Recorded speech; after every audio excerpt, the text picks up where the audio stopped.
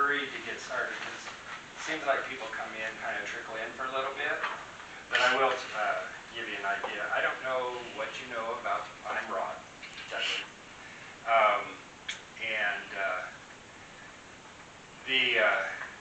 The reason, I'll give you a little history about what Bridging the Gap is about and what I'd like to see it grow into even more than it is now. One, it's always impressed me by the conversation that happens in the room. And the one thing that I'll point out about that conversation is it's intended for us all to figure out how to make our community better, society better, understand the difference between age groups and lifestyles, and just kind of put all of that aside.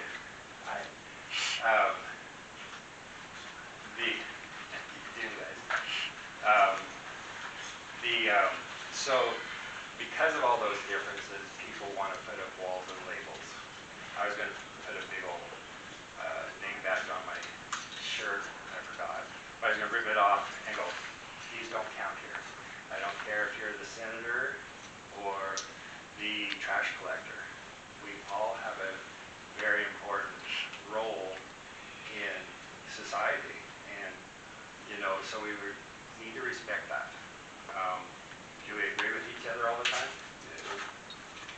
But disagreeing or learning how to, like I was telling Sheriff here, yesterday? Yeah. There's a saying that he had learned, gosh, it was in my 20s. And it goes, if you don't stand for something, you'll fall for anything. And that doesn't mean that you get to be a bully. Bullying is a totally different approach. That's control. But if you have something you believe in, it's teaching others what that is. And we all have different ideas. I think that everybody in society, I hate to even use that word, we all want the same things in life. And that is respect, love, and acceptance. And probably the most important thing is a better life, no matter where we go. We all have weird ways of getting there, though. And so anyway, having said that, Bridging the Gap started because some of you probably know a little guy named Nick. And there was such an outcry at that time for people to be heard, and there had already been some suicides prior to his.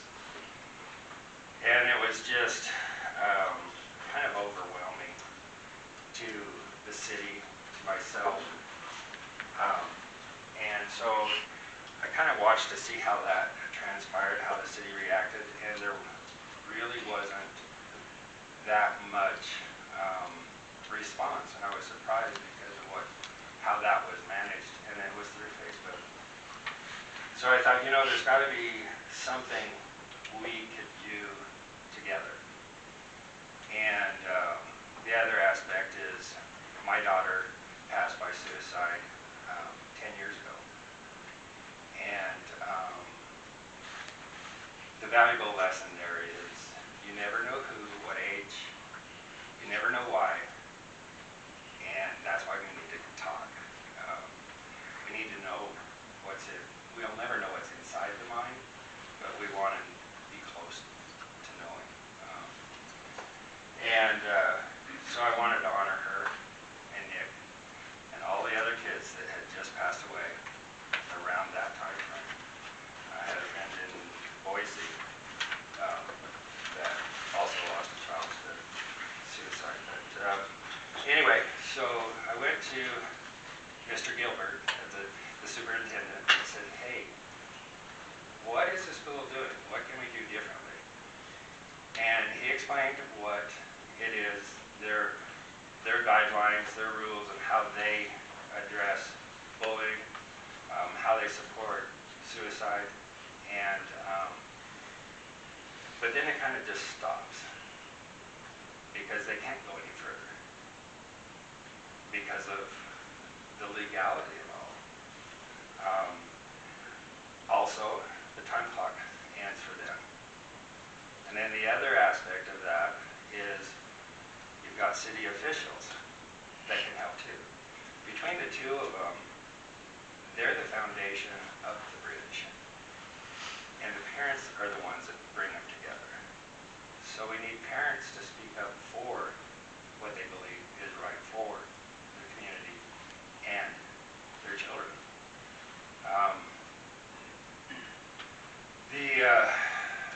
And those two pillars are the ones that get to write the ordinances, the guidelines, the rules within a school. But if we don't give permission as a citizen and say, hey, we'll back you up on it, let's talk about the right things to do, not just single kids out, or and you have to go beyond that too. Adults need support too. So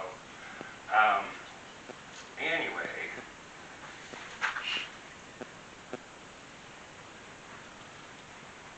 I don't really, I like talking obviously, but most of the time it's behind a keyboard.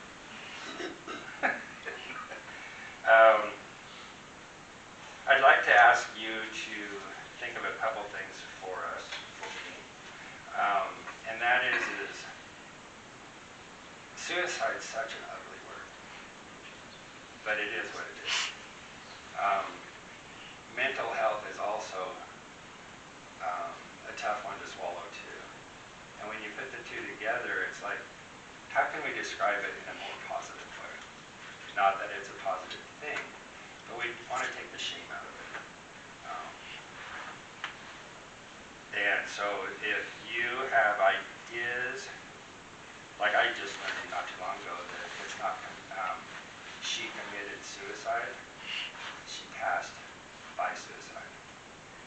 Committed, in my head, it's like I did a sinful thing.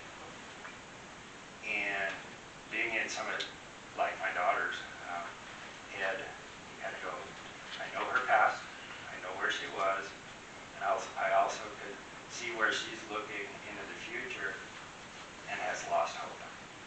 So that would, if you guys want to pitch in, it's an open conversation throughout the whole thing. If from now until you walk out the door, if you have a question pop in your head, ask. Because that's what this is about. Let's see here. Real quick, our next gathering is going to be April 5th at the Pioneer Credit Union's community room. And we'll have them about every 6 to 7 weeks. So, and they'll hopefully always, well, they'll be on a Saturday because that's when most people are off work. I wanted to kind of go through this table stuff. If you haven't signed the guest book, please do. It kind of helps me know our growth. And you don't have to put your phone number or emails on there unless you want some kind of form of communication. And I'm not going to let people, don't bring your camera up here to take pictures of it. There's pencils and paper, cards and whatnot.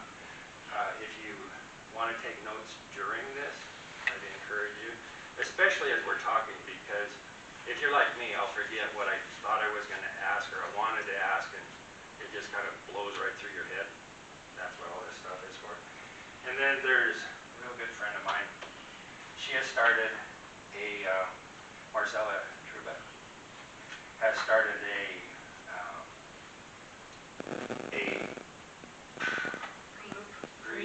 grieving group, and so she asked for me to hand that out to, or you guys to take them if you like.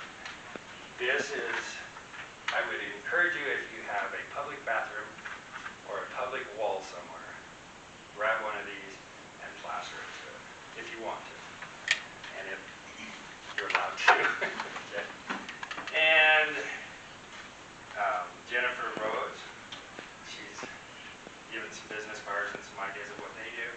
She's test driving us today, I guess, to see what she can give to us in the future. And but I'm sure she could give opinions as well. And then if you want t-shirts, got them there. I'm not about marketing. I'm not about making money. But I would like to see Bridging the Gap be able to give back to the community in a way that we can do scholarships or helping a grieving family. Whatever it is that the board wants to do, I feel that that's important.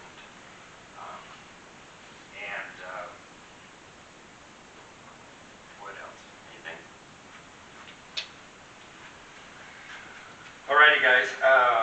Our first guest is Sheriff Hollinshead. Shed.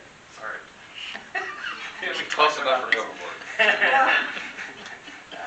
And then Mike Prey. They're Sheriff of Elmore County. Mike Prey is the department head, or takes care of the dispatch center.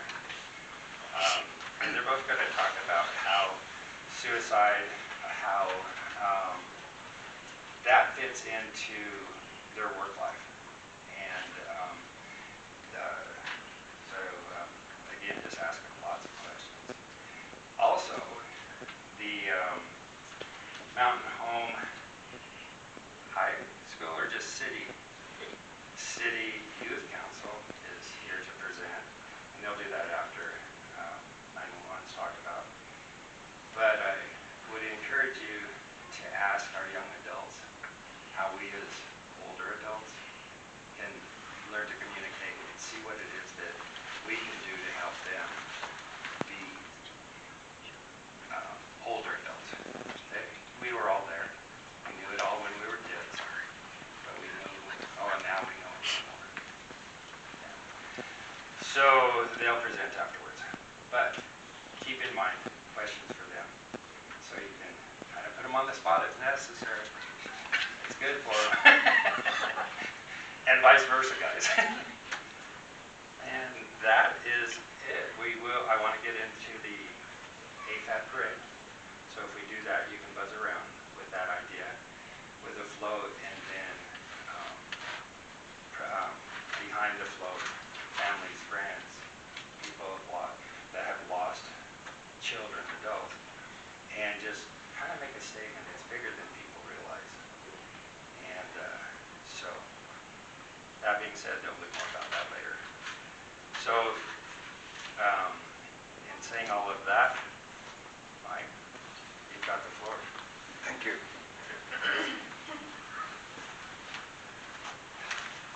When he came to me and he asked me to speak in front of y'all, I was like, okay, what do you want me to talk about? I too have lost a son-in-law. He took his own life. My daughter, he left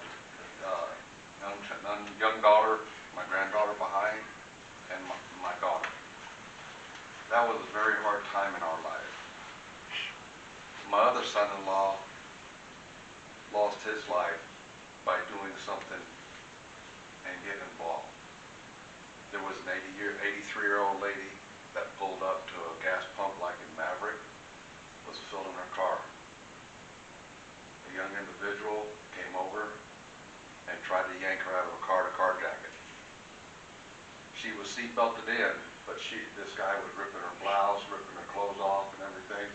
When my son, he worked for the road people in that state he worked in, and saw what was happening, and he got out of his work truck, which is a big truck that has one of those cranes on back, so it's a real heavy truck, went up and tackled this guy, started defending that lady, saved her life, but in the process he lost his. Getting involved, sometimes doing the right thing, it can hurt. So I've lost two son-in-laws. He passed away just toward the end of last year. so it's still fresh on my daughter's mind and all. And she's grieving, and I'm keeping in close contact with her. My other daughter, that is her husband, committed suicide or took his life, and she has moved on and expanded the family, and I have 4 great more granddaughters and 1 grandson through the one that just passed away. So I'm honored that I have something from their past and in the future. So it all hits home somehow. It does, no matter if you have a relative or you see it. Before I go into a little bit about what we're going to talk about, I'm going to turn it over to Sergeant Prey. He is my communication and person that's in charge of dispatch. I'm going to let him talk. He's my subject matter expert, and I'll be up here to answer any questions along beside him. But I want to give you a little briefing. How many know what the office of the sheriff is all about? The sheriff is the most powerful person, law enforcement in the community. I work for nobody except for the people that elected me. I do not work for the commissioners. The commissioners cannot tell me what to do. They're in charge of my budget. They give me the dollars or don't give me the dollars to operate. That's it. Everything else is me. I have to make all the hard decisions. It is up to me to take what dollars I get, disperse it against 6 divisions that I'm responsible for, not just one, and operate. That includes dispatch. To get our cars, to get our radios. I'm not an organization, I'm not a district tax. I get my money directly from property taxes. That's how we stay afloat. It is hard sometimes, especially this day and time. Last budget season, I had to cut my budget by $500,000. This budget season that we're currently in, I had to cut another $500,000. I have taken $1 million out of my budget, and the Sergeant Prey will attest, we are hurting. There's only so much we can do when we don't have money. But times are hard, and we have to adapt. We don't want to break the county, but we don't want to do anything to hurt y'all. Our job is protect and serve, regardless. There's only 2 things by statute that I am responsible for. That is the civil department and the jail. Patrol, the sheriff does not have to have a patrol. It is not in the statute that I furnish a patrol. Those 2 things by statute is all that I am responsible for. However, with adding the other things on, I'm responsible for them. I'm responsible for your safety to show up at a hospital. If somebody's in the hospital emergency room and they're coming down off meth and they're throwing things around, they're not hurting anybody, but they're throwing things around. My responsibility is to send a deputy over there to make sure not to harm him, but protect you. That's what we're supposed to do. Now, if we can't take him in custody and cuff him and protect everybody, we're there for it. But our main job is to make sure everybody's okay. The other one is if mental health is really bad. Idaho is hurting on mental health, big time. They don't help us. They don't give us the laws that we need. I wish the parents would get to their legislators and demand more laws that would help law enforcement get the help for them early on. You don't have to commit a crime, as far as I'm concerned, to get someone help. There are other law enforcement agencies out there that feel like Well, if they hadn't committed a crime, we're not going to show. Okay, that's their choice. That's not how I believe. If I can get there, if I can send a deputy there, and we can get them some help, and get them in, and get them either put in self-custody, to the hospital, or whatever, that's what we're all about. We have to get better laws in Idaho, and it starts with y'all. The sheriffs in this state, there's 44 counties in this state. Elmore County is the 6th largest county in the state of Idaho.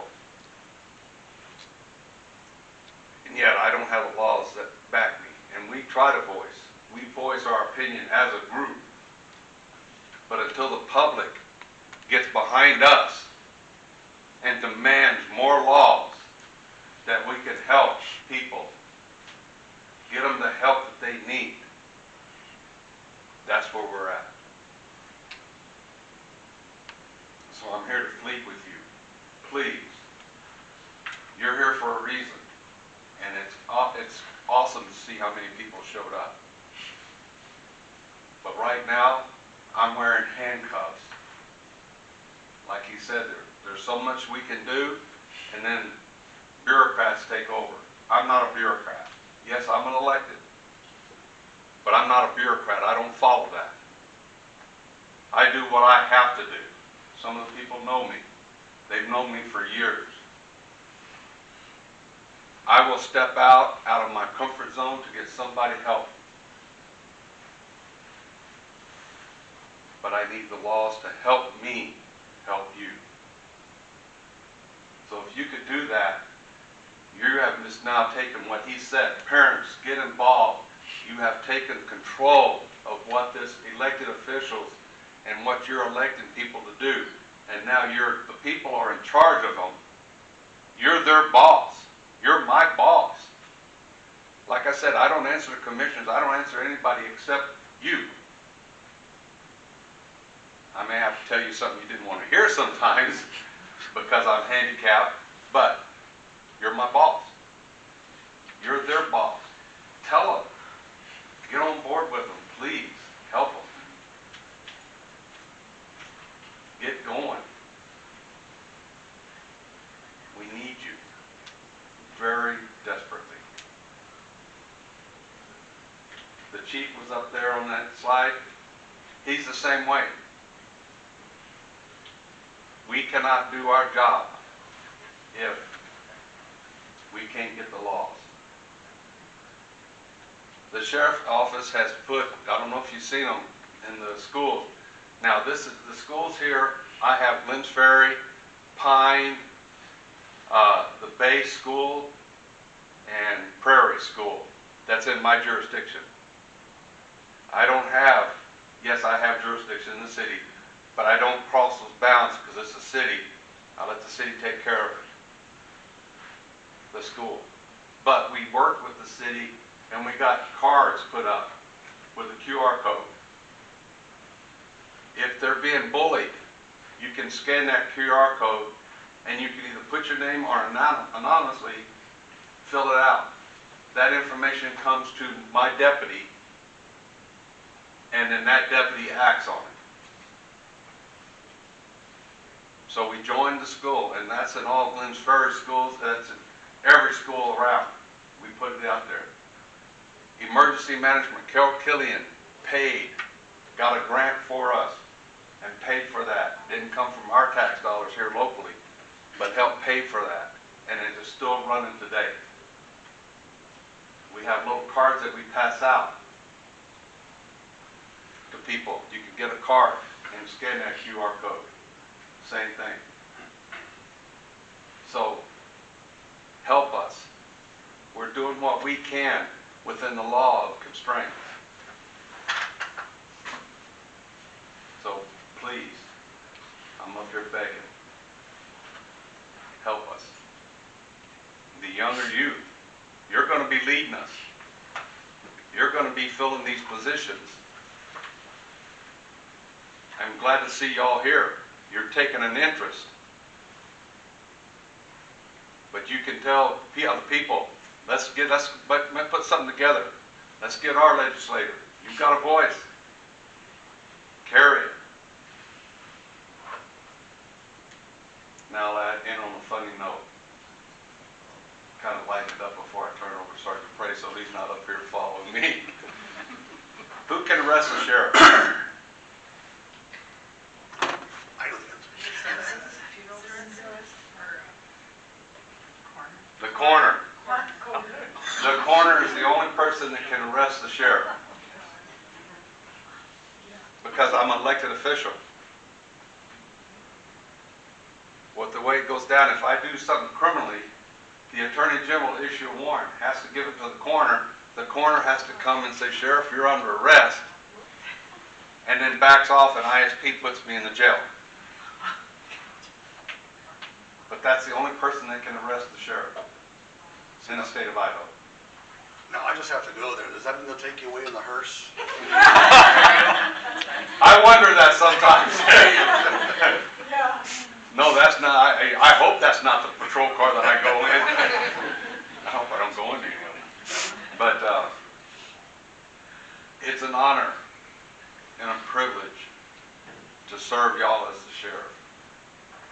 Because this community is near and dear to my heart. It is my backyard.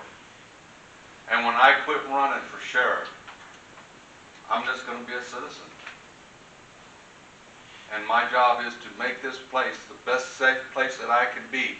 Because one day, I'm not going to have any more authority. And I live in this backyard. So I care. If you don't know, if you haven't seen it, my heart is with y'all. My soul is with y'all.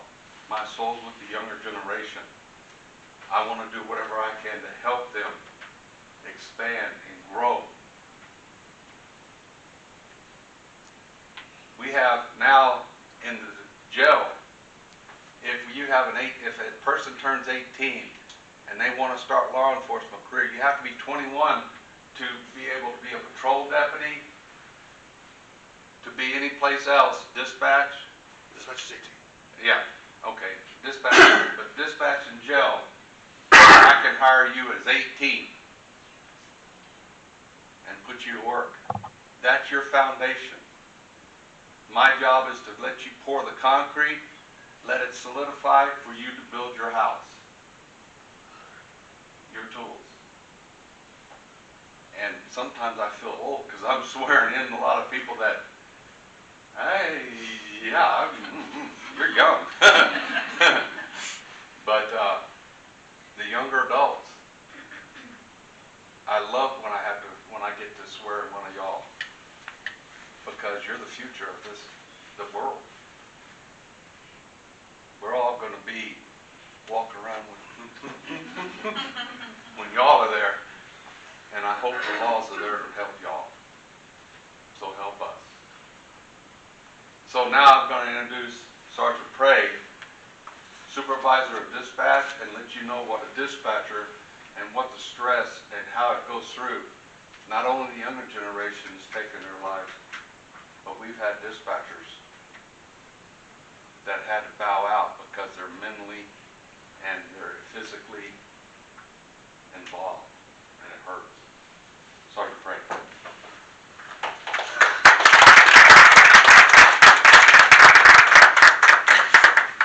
See you sit up front, you don't watch everyone come in. It's like, wow, yeah, there are a lot of people on.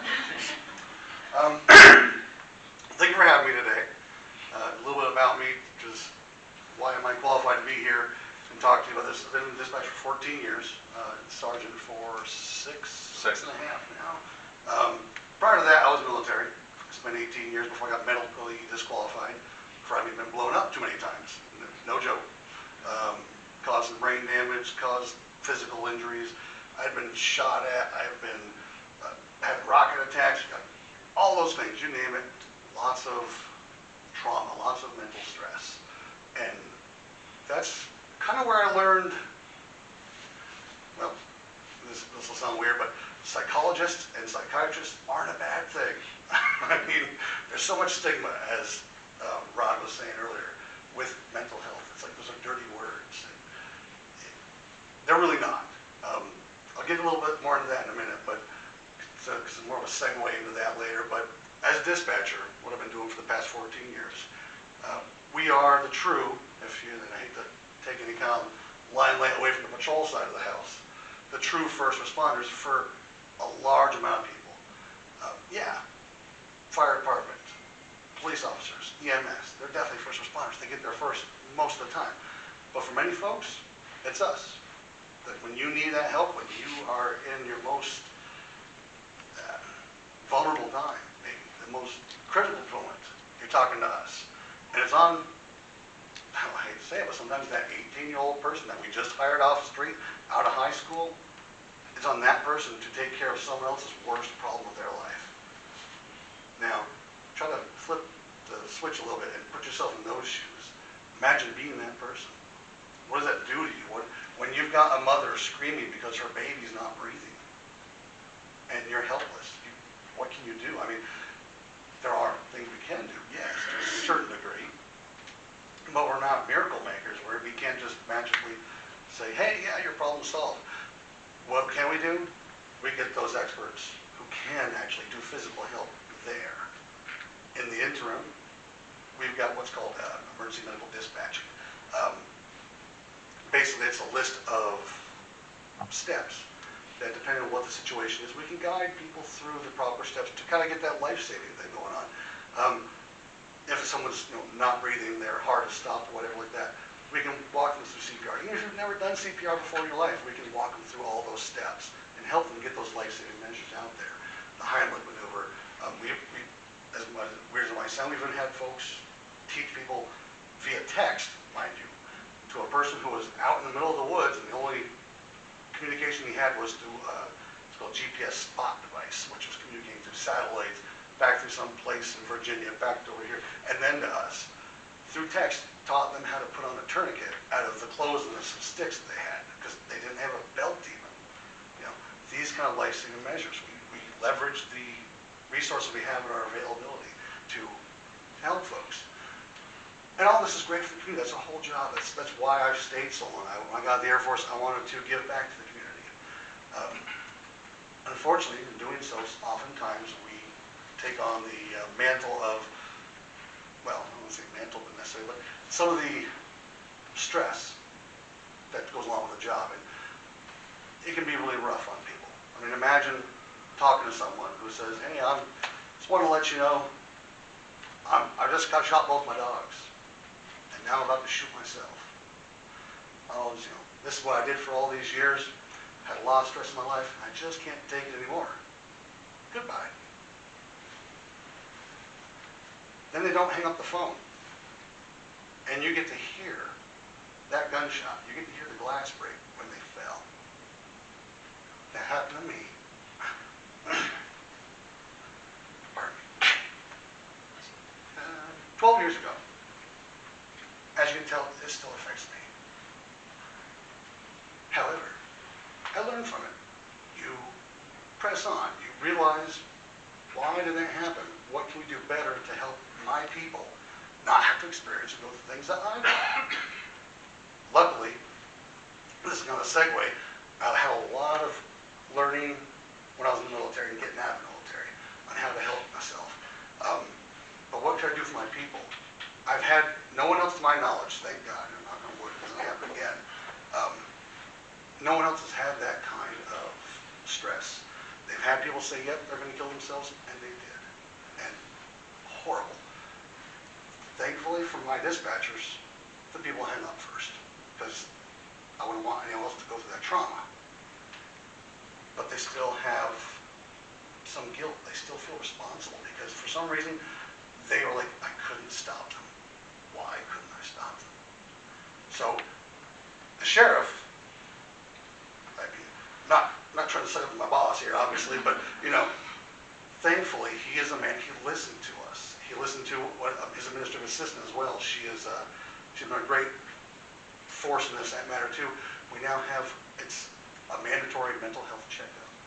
There is so much stigma with mental health. Oh God, if I go there, I'm going to lose my job. Oh God, if I do there, people are going to talk bad about me. They're going to say all these horrible things about me. It's not true. I thought the same thing when I was in the military. I was forced to, because thankfully someone there had the foresight to say, yeah, everybody that goes to this is mandatory, you're going to go see a psychologist. And after I got blown up and sent home, yeah, I was seeing a psychologist for over a year. Lots and lots of times, like every day for weeks and weeks.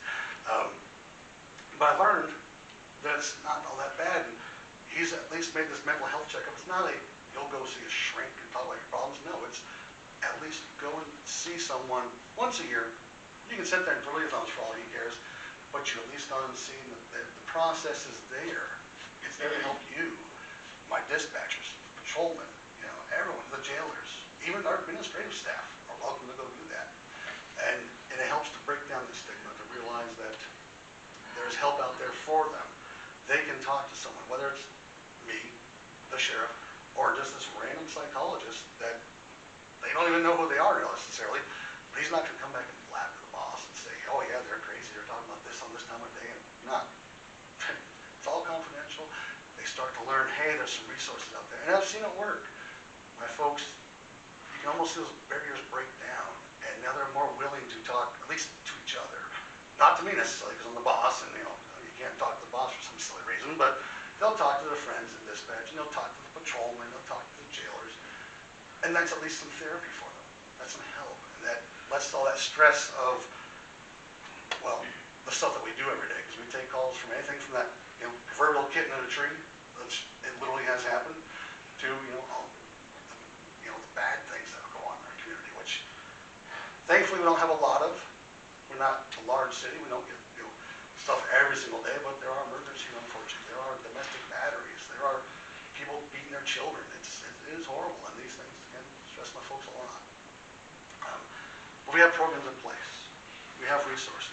We have folks like Jennifer here who, she's like, yeah, call me 24/7. I don't care for what. You need me, I'll come running. And it's helped to create a better environment for my folks. Now I've found more people are more willing, like just some of my coworkers, they're more willing to be like, you know what, you need my help, I'm here for you. We don't care who it is. Patrolmen having problems. It used to be a long time, well, it still is, unfortunately to some extent, it still is the whole, I'm a big strong man, I don't need this kind of crap, It's you youth, I say you youth, I'm only 52. To you guys, I'm ancient. But you guys have a good opportunity, though, to save, well, besides your own lives, so many other lives out there to make things better. He was talking about how, making things better for the future generations, and talking about you and how it relies on you guys. Well, not to place more stress on you guys, but he's right. Take the opportunity, take us old fogies talking about stuff, and some of us are somewhat enlightened. I've realized that it's not a bad thing for mental health, but use the same knowledge that we're at least trying to get on you and let you think about how the different things that you can do with it. Your friend, this is another story for me, your friend's talking some weird stuff and some bad things. It's not necessarily bad to, quote unquote, tattle on them, as long as it's for a good reason. My daughter was saying some stupid things. Kids these days, apparently, it happened a lot when I was a kid too, but go kill yourself. You go kill yourself. You kill yourself. It's just a joke to them because, school resource officer, he's telling me don't do this. My principal's telling me don't do this, so you're mocking it. And we get it. But at the same time, it's not a cool thing, and my daughter had to be put in check. I had no idea it was even happening. Her friend's father got a message from someone else's mother about this, and hey, your kid doing this and that and talking this way, and like what? And we all had a talk, and we realized, okay, yeah, it's a big deal. But it helped the kids at least see, because they're younger than you guys. Hey, here's what we can do alternatively to help get that stigma away from it. It's not a joke. But I kind of digressed there for a minute. It all goes back to the point of, you guys have that opportunity. Make it not a bad thing. It never was in the first place. Some, we'll say idiots, if you will, at some point way back there, did use it for a bad reason. They took it, and they twisted it, and they used it for their own advantage to hurt people. And that's not what it should have been. It should have been here something to help people out. That's the whole point of mental health counseling and getting your, if you will, inner demons out. I had a daughter who did try to commit suicide. Thankfully, someone stepped in and saw it, my wife. We both then got her counseling, got her help, and it's been great for her since then. Different daughter, way older. I have adult children and young children. But at some point, it's also up to you. You know, it's okay to step up and ask for help. So I learned that finally. I try to put it on my dispatchers. I've got one who is adamant, I will never go to shrink except for the one I have to go once a year. I'm like, you know, okay, that's your choice. You'll never ask for anyone for help. Okay, cool. I hope that's not true, and I hope you'll always find someone to go talk to, but you never know. One day she'll learn, I think. But I learned it's okay to ask for help. I have a feeling other people learn it's okay to ask for help. Maybe convince your friends, your family, your loved ones, even your old relatives. Older relatives too, they've got that, I can't talk about my feelings, they gotta bottle them up. And you could be the one that breaks through to them. So, I think I've occupied enough of your time for now. Do you guys have any questions or comments? There's one thing I'd like to add that I did. Absolutely, sir. Not only do they have to go, but in that policy that I've said, that if a supervisor sees them going through a trauma, they can order you to go down there. But how many times does law enforcement or people that are facing it go home and take it out on their significant other? So I've also implemented that they're allowed to bring their significant other and talk about it and try to keep that part there. So all that is paid by the county, and we've implemented it to try to help it. So not only them, but their family as well, their children and stuff. So if they have a child doing that and it's stressing them out at work, they can go. They can go talk about it. If they want to bring their child can go talk about it too. That's one thing that we use tax dollars for. We put your good money to good use. So with that, being in law enforcement, you see a lot of things. I'll tell you one that to this day, I wasn't able to talk about it till 3 years ago without cracking up, and I'm still going to get a little emotional. I was on patrol, and a drunk driver hit a young woman head on. Got to the scene, they were thrown. She was hurt seriously. Of course, the drunk being drunk just gave with the car and pretty much wasn't hurt, bumps and bruises. Yeah, he had some cuts. But the woman there, while we were trying to render medical aid before EMS got there, kept saying, "My baby, my baby." There was no baby in the car. So we searched. We did a grid search, which is a very painful, long process. We looked all over that area for that baby. Couldn't find a baby. I called the doctor that was doing the medical on her, and I asked her, because I was going to serve him, file charges on him for killing the baby as well. And I said, "Would you do a pregnancy check?" Because she kept saying, "My baby, my baby." She was not pregnant. That stood with us. 2 days later, I get a phone call from the wrecking company and said, "You need to get out here."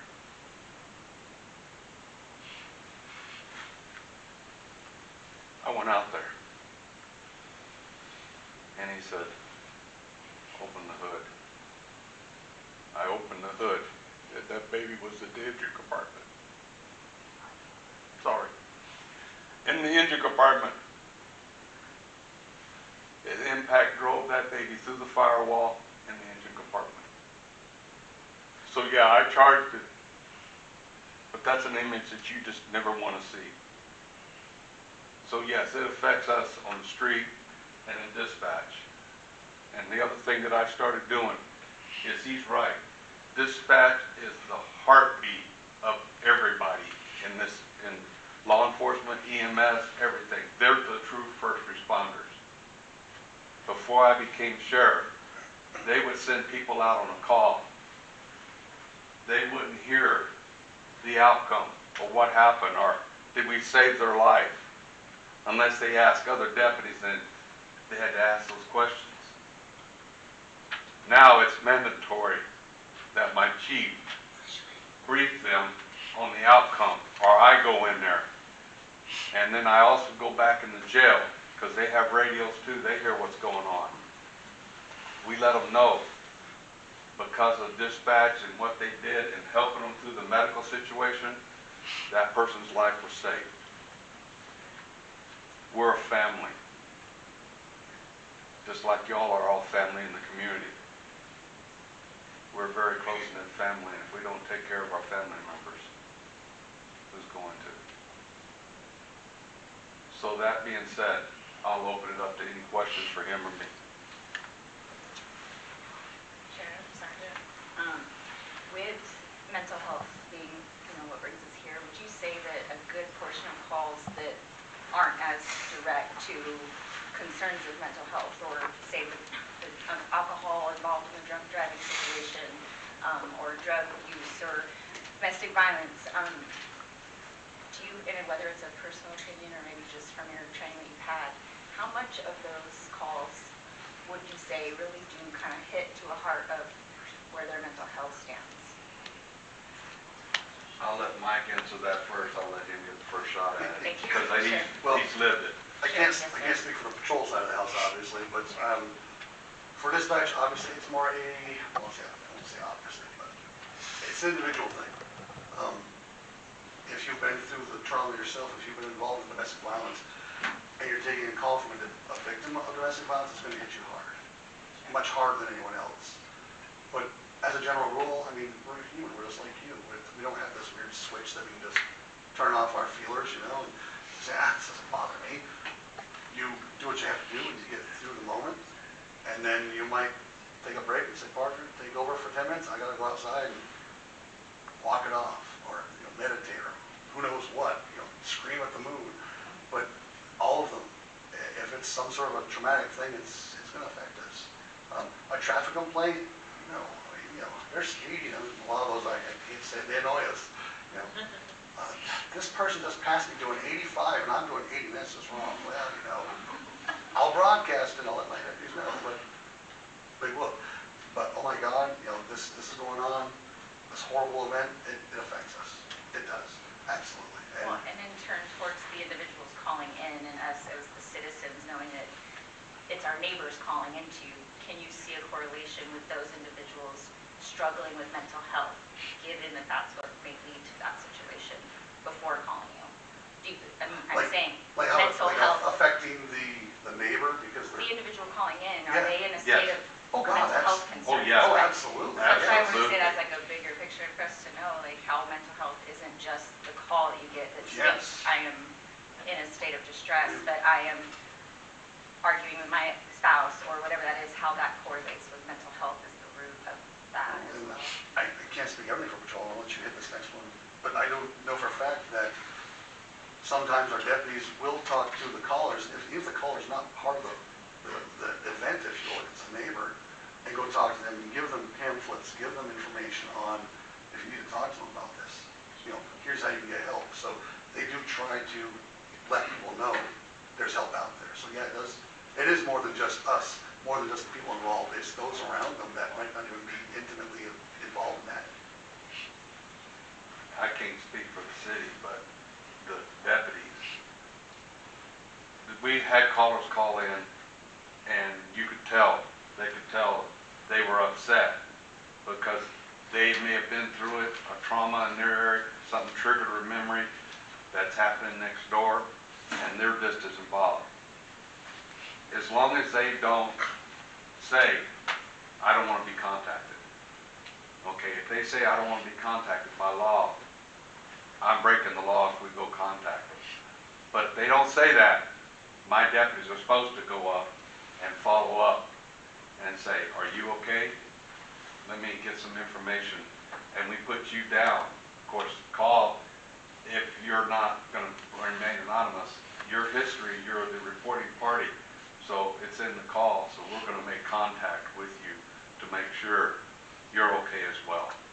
And we do have cards that we can hand out to give you ideas and stuff. If you don't get that, you call me, and it's a training issue that I need to make my deputies aware of. You failed to help this other person, we'll make them go through the training again. Did I answer your question? Yes, sir, and thank you, yes, it's kind of that ripple effect. Yes. Quick question, so do you think that the current training for the dispatcher is adequate? And also, do you think you have the staffing available to be able to assist with older calls? Unfortunately, it's never adequate and it's never enough staff, because no matter where you're at, even if we were fully staffed, there's never enough staff, because you want to limit how much exposure they have to it, which, if it was my choice, I'd have them excluded to one and then never have to deal with it again, obviously. But it's now not a matter of funding or anything like that. It's a matter of finding the right people that can handle it. I've had folks who, when they find out what we actually have to do and have to deal with, they're like, okay, cool, I don't want any part of this. Thank you for your time. I'm just going to, take my application back now. I've had folks that, yeah, I can handle this. I'll go through it. And after 2 years, they're like, yeah, I can't do this anymore. I've had one too many dead baby calls, and that's, I hate to say that, but that's literally what she said to me. And we helped her find another job, of course, absolutely, because I didn't want to keep her any longer than we had to. I don't want that kind of stress on them, but there's training galore out there. There's so much training. I mean, I could do nothing but train all day long, but it's still not enough, because, and this never will be, unfortunately. Since I've been sheriff, I've also implemented, they have to be post-certified. Well, post-certification doesn't cover near it. And so now we have, like you said, medical training that we can send them to where they can help the person on the other end. So yes, it is some mandatory training that they go through, and I spend, right now with my budget, I told you I had to cut $500,000. My training line is red. But I'm willing to take the yelling from the commissioners that I busted that budget to get those people qualified so I don't lose them. We're authorized 10 dispatchers. Okay? How many do we have that are working? 5.5. I say half because one's part-time. Right. It takes about, we have 2 in the hopper? Yep. Okay. I call it in the hopper because I've given conditional, which means they're going through the background process now. What he implemented was he interviews them, then he sets them to where they come in and set in dispatch. We run a quick background because of our CAD. It's not, you can't go out and talk about it. So we run a quick background on them. If they pass all that, he lets them sit in there and talk to the dispatchers. What have you seen? How have you dealt with this? And the current calls that they're taking. One dispatcher sat in there on a day that they were constantly getting, everybody knows when it snows, I-84 becomes a skating rink. And guess what? Elmore County is a skating rink. The Elmore County starts at Mile Park, not the county, but 72 all the way to 83 mileposts. Where they put the concrete, they didn't put asphalt, they put the concrete. Well, when it gets iced over, People that have four-wheel drive think it has four-wheel brakes that can stop you, please. It don't. And they got to see that. 18-wheeler was rolled over. I think we had one ejected. The other night, yeah. Yeah, one ejected, not wearing a seatbelt. And just imagine, you're driving behind that car, and that car goes off, and you see that body.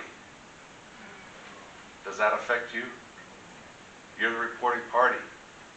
My deputies, when they get out on scene, make sure you're okay and try to help you. They're supposed to. Okay? That's what their training tells them to do.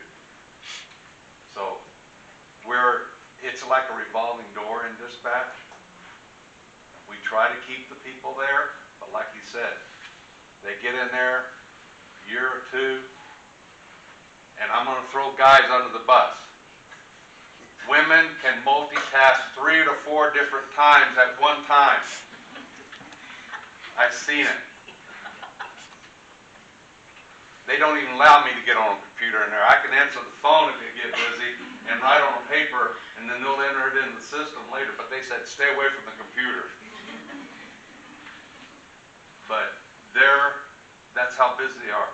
Just imagine you're one person in there. A lot of times with 5.5, we have one dispatcher on. One. For this entire county.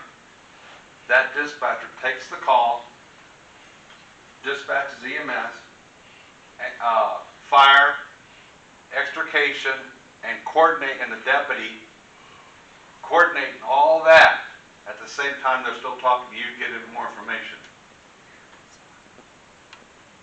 And the other 4 phone calls that are coming in about the same problem. Right. So, does that answer your question? It does, thank you. Say which one? I was going to piggyback, if you don't mind, off of the question that was asked. Yeah, go ahead. As far as the deputy response, well, by the way, my name is Jennifer. I'm the KIMS director, which is Community Health EMS. I work with the ambulance service. I worked 911 for 20 years. So a lot of the stuff that they are talking about, I'm very well versed in from both the emergency response side and now, probably like 5 years ago, I decided I wanted to do preventative care. So you may hear some people say, Dr. Jennifer Rhoads, please just call me Jennifer. That's me. So one of the biggest things that I did when I was brought into Elmore County was to build the KIMS program. So as the community paramedic, what I do is I'm a little bit special in a lot of ways.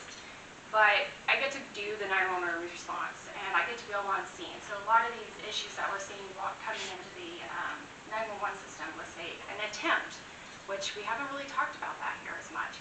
We've had so many attempts. I could give you specific numbers, and I could give you age groups, but I'm not going to bore you with that data right now.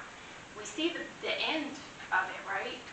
But we're not talking a lot about the attempts, and we're seeing a lot of youth attempts, and the access to have those attempts and things like that. So when I was brought in, that was kind of one of my priorities to work with the deputies.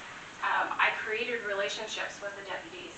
That sounds really bad, I say it like that, but you all know what I mean. I did, and we all know each other very, very well. So the deputies are never afraid to come to me and say, hey, I'm working this case. Or if we get a call in for assistance or something like that, they will call me up, or dispatch will call me, and they'll say, hey, Jennifer, deputies are responding out to this address. Here's what's going on. Can you assist? And I go out there with them. So what's cool about me, though, is I'm not as cool as these guys, we all know it. But what's cool is not only can I provide the emergency medical care and also call in additional resources like a 911 unit or an ambulance, I can now respond to the mental health crisis or whatever the crisis is and get resources to that patient. And give you an idea, I've created what's called a psychiatric evaluation team for Elmore County. And what that does is it works in tandem with the 988 system. When 988 responders get called out here, which is the mobile response team, they instantly call me. Now, if you know anything about the program, though, it takes them about an hour to get out here. It takes me 5 minutes, 10 minutes, depending on where I am. So then I get to go on scene, establish a relationship with that patient. I'm not going to lie to you guys, and a lot of you guys are going to know this, no offense. When they see a person in a uniform, what do you think they do? They clam up. I love you guys, but they do. They do. And generally, which is really funny, the first thing I And I'm like, literally, like this. Don't even get any armor, guys, walking up in this situation. But I do, and I get to establish a rapport with the patient more so than these guys can. Sometimes they're great, by the way. Deputies are fantastic. But it's something about the medical side, you know.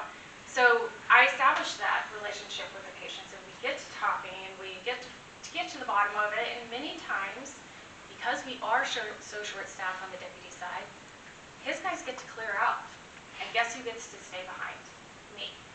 So now we have security response in Elmore County that is actively ongoing, and you have a person who's taking care of the crisis at E. Now, I've had people helped with the crisis situation within 3 hours, meaning that we had a mental health crisis for an individual who needed an inpatient facility or needed a crisis center, something like that, and MRT will actually do their evaluation and work with me and transport that patient to the needed facility at the time. You guys who were in here before saw me kind of running in and out. As I was on my way here, I got a call from an MRT team. So I was coordinating an individual who didn't have food, hadn't eaten in 6 days. And MRT couldn't get any food. They didn't know where to get it. I got her food within an hour, and we got her a big box of stuff. So not only am I working the emergency medical side, and I'm seeing all the things and doing all the things, I'm consistent with these families' lives. It doesn't just stop. Just because the individual commits, you know, the act or attempts the act, I'm not like, deuces, bye, I'm out of here. I've literally crocheted with an elderly lady who had a mental health crisis because that's all she needed.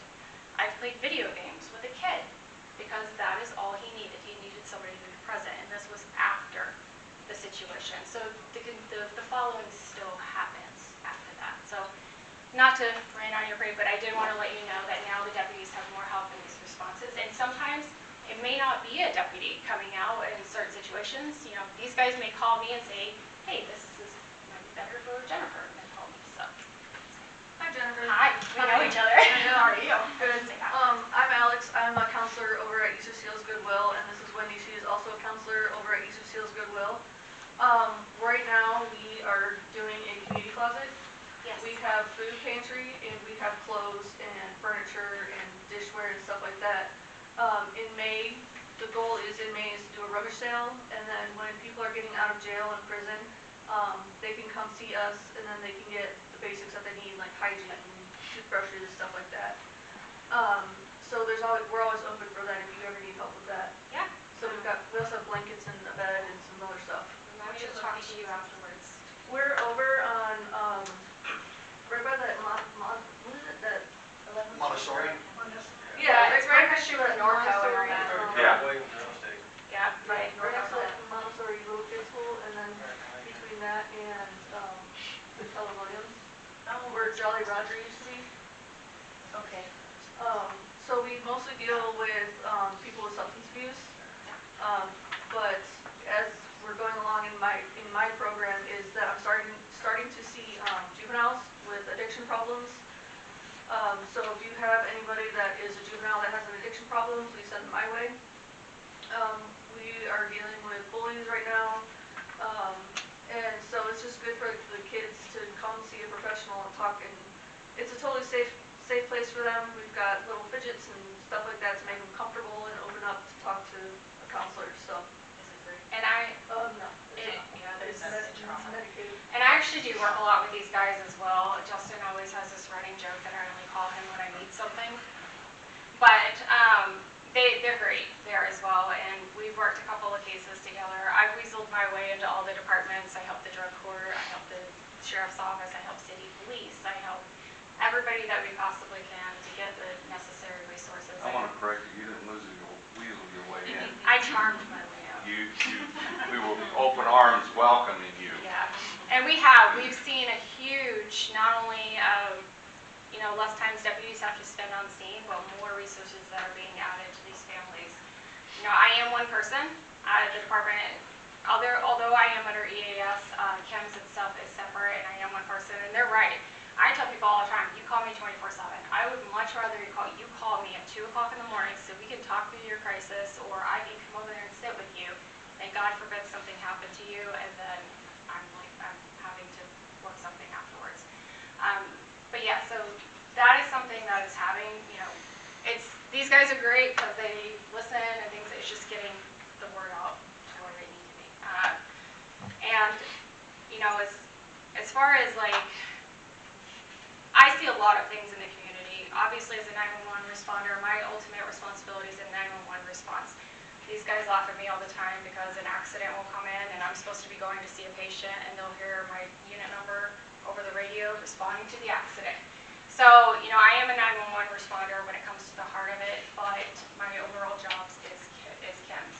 So with that being said, that means if an incident happens, if, again, they complete the task, when I come on scene, I'm the 911 responder. Ambulance takes the individual, but I am the one that's still staying behind with that family. I'm the one getting the therapist to that family. I'm the one making sure that that family is secure. I'm the one holding the mother while she's crying. So I don't just stop my job at the 911 thing. Yes, ma'am. So, my name's Amy Fagan. I'm part of the Girl Scouts. I'm very new to small town and military, so I've got a lot of military background. So, community, I'm learning.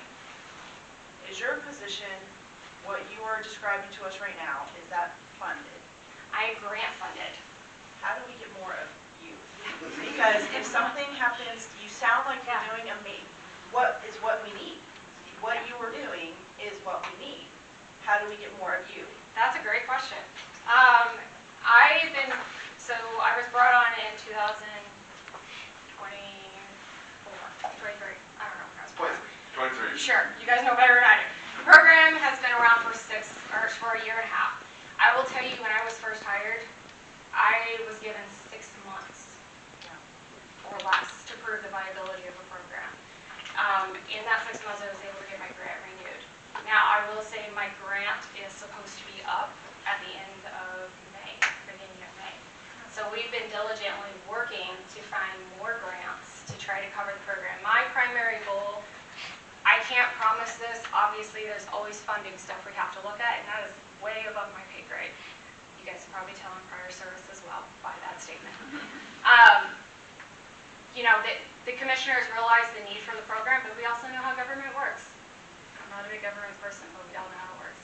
So we've been working diligently, I say we, I mean me, along with the county and a couple of HR representatives who've been really helping me to try to dive into funding for it.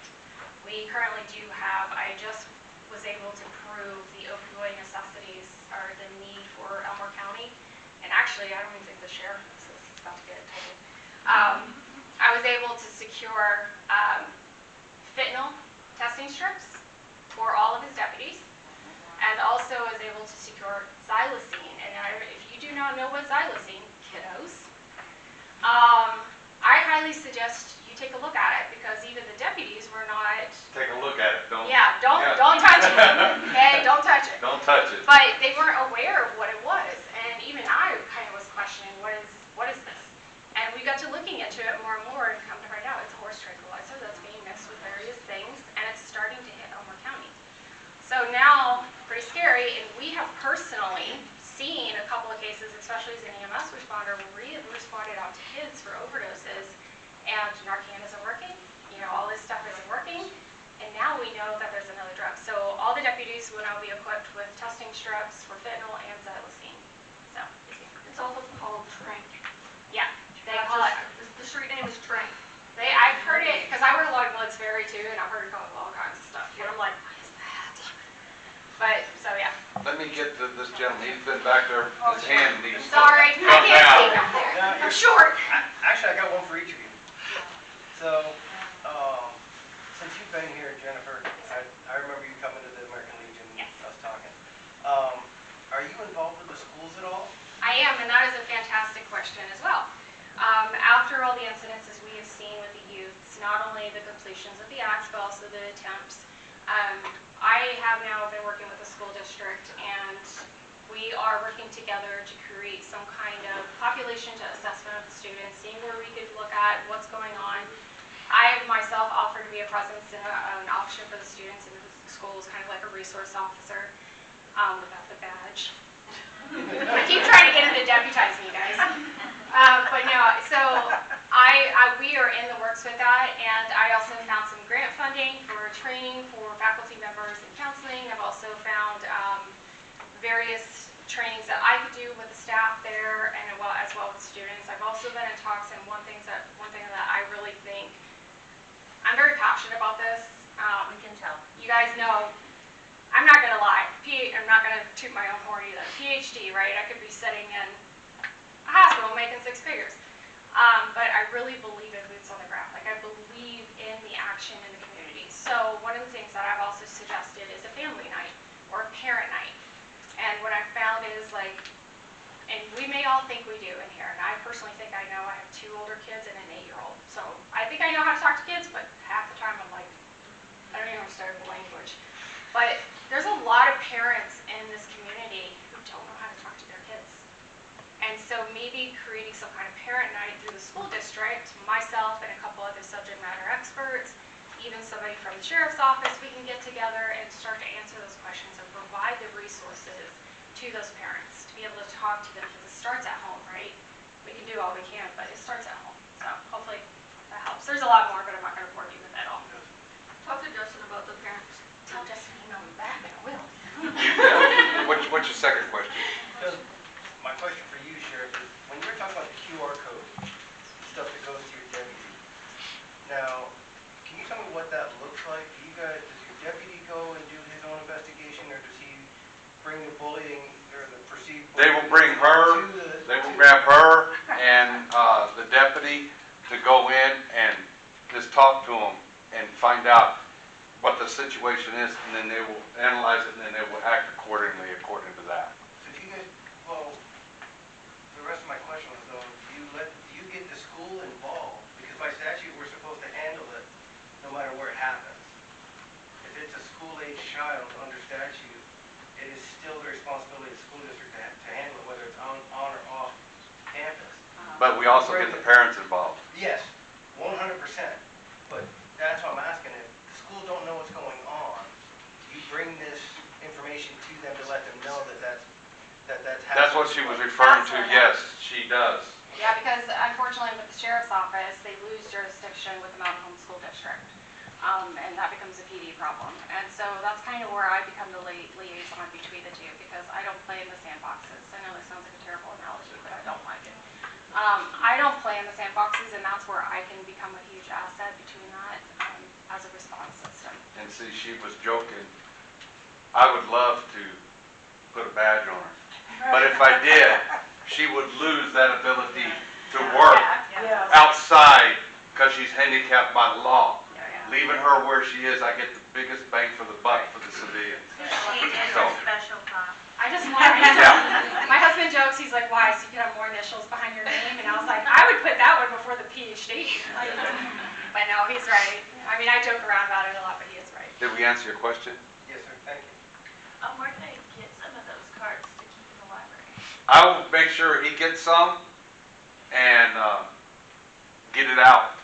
I got a whole stack in my office. I didn't think about bringing it. I wasn't going to talk about it, but then y'all brought it up and led me right into it. So I'll get those cards to you. And now I have one thing that she works real closely, I know, with Jackie. Oh, Jackie, oh, yeah. Jackie. She's a sergeant on my patrol, and she's very people-oriented, and she cares. Oh, God, she cares. She's actually my community cop that I use for the sheriff's office. But I know that she works with Jackie a lot, and when Jackie's on. Yeah, and Jackie's called me, and she's like, hey, I have this situation, and I'm like, cool, I'll be there in 30 or 20 or whatever it is, you know. And we've worked tremendously. And I also have, I had to have the library printed out because we don't have the resources that the SO apparently has. Our printer is out at that station. So, but I do have the mental health infograph, forgive the way it printed, I had to print it here. But it kind of outlines the difference between Kim's response, 988 response, tandem response, things like that, and what that looks like. I did have to put on there like a provider, meaning me. I've not had a vacation in like God knows how long. Even when I went home for my daughter's, my grandchild's birth, I was still working crisis response over the phone. So It usually is me, and I have been called in at the middle of the night to help out with this. So I did put over there kind of what that looks like, what you can expect if this is a crisis. And I also want to encourage to everybody in here, remember, there's a lot of stigma with 988, but it's not just mental health. We're talking crisis in general. So yes, obviously mental health crisis, but you know, I don't have any food. I work very closely with the DD council in City of Mountain Home, those types of situations. So, I'm gonna toot your horn before you do that. How many of y'all come home from work and had a real bad day? And yet you got a young kid that is, and you don't really wanna, We've had people call in and saying, I can't deal with my child. Right there, we send her. that's who gets to deal with them. And I love it, guys. I have taken kids to I'm not even kidding you, which is probably bad, so forgive me for any parents in here. I literally took a kid to the convenience store and I said, get whatever you want. I mean, it's not my kid. Like, if you want them out too, go ahead, kid. Of course, I counseled them on the sugar and whatever. But, you know, I have done that. I took 2 little girls out I went to go meet with them. I said, hey, have you eaten today? And they're like, yeah, cookie. And I was like, oh my God, get in here. And so we went and had dinner together, and then I took them to the grocery store and bought them stuff that they need. So, yeah, I mean, sometimes it just takes that moment, and it helps a lot. Yes, ma'am. That's kind of what I was wondering, are all these numbers, you know, growing up, I was born and raised in Bruno. I don't think we could call 911 when we were growing up. There was some other number, but you knew 911. Yeah. And so, as we reduce the stigma and bring education to the community and hopefully the whole country, how do we make those numbers stick, like 911 stuck? We make it stick the same way we do with 811. Yeah, see, I don't know what 811 is, and then there's 611 or 411. Yeah. I mean, how do we find that number that's for mental health or crisis? Always call 911, because these guys know what to do. Yeah. Well, that's what I'm wondering. Yeah. If they're overwhelmed with things, like, I mean, I guess all crises are just crises, Yeah. so. And it's a lot of numbers. You're like, which one do I remember, and which one do I do this? So if a child, this is what I'm thinking about, if somebody in our community is suffering and they don't, who do they call? They know to call 911. This called 911. That's what I send them training for. They will do the analysis, that's what he's referring to. They'll talk to them, they'll figure out, oh, you don't need a cop. Hold on, let me make a quick phone call. And makes a phone call, and then sends her and gets back on the phone with that child. Even if they call 911, we know what we need to do. Because like my husband's a veteran, so they probably have a separate line, and so I'm just They do, wondering, and I actually have it on there. But Dispatch has that too. I'm Yeah. just wondering, how can we Yeah. not get too many lines, and how do we keep it less messy? The less messy part is, 911. unfortunately for us, 911.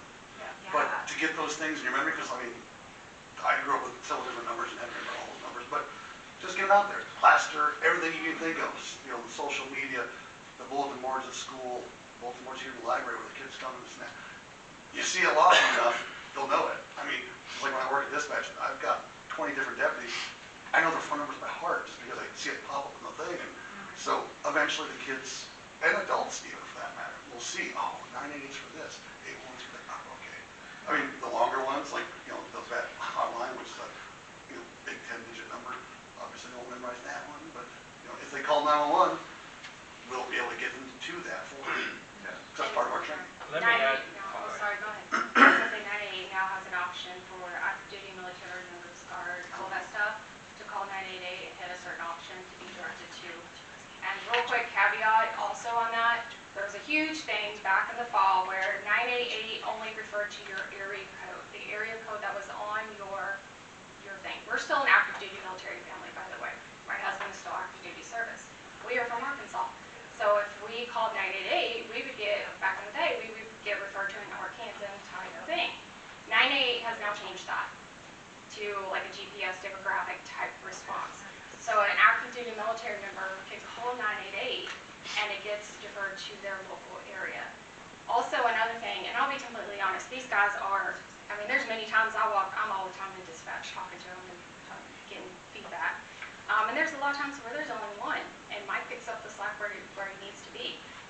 If something happens, say for instance somebody calls in 911 for a mental health response, if they do dispatch out ambulance and sheriff's office, I will still be there.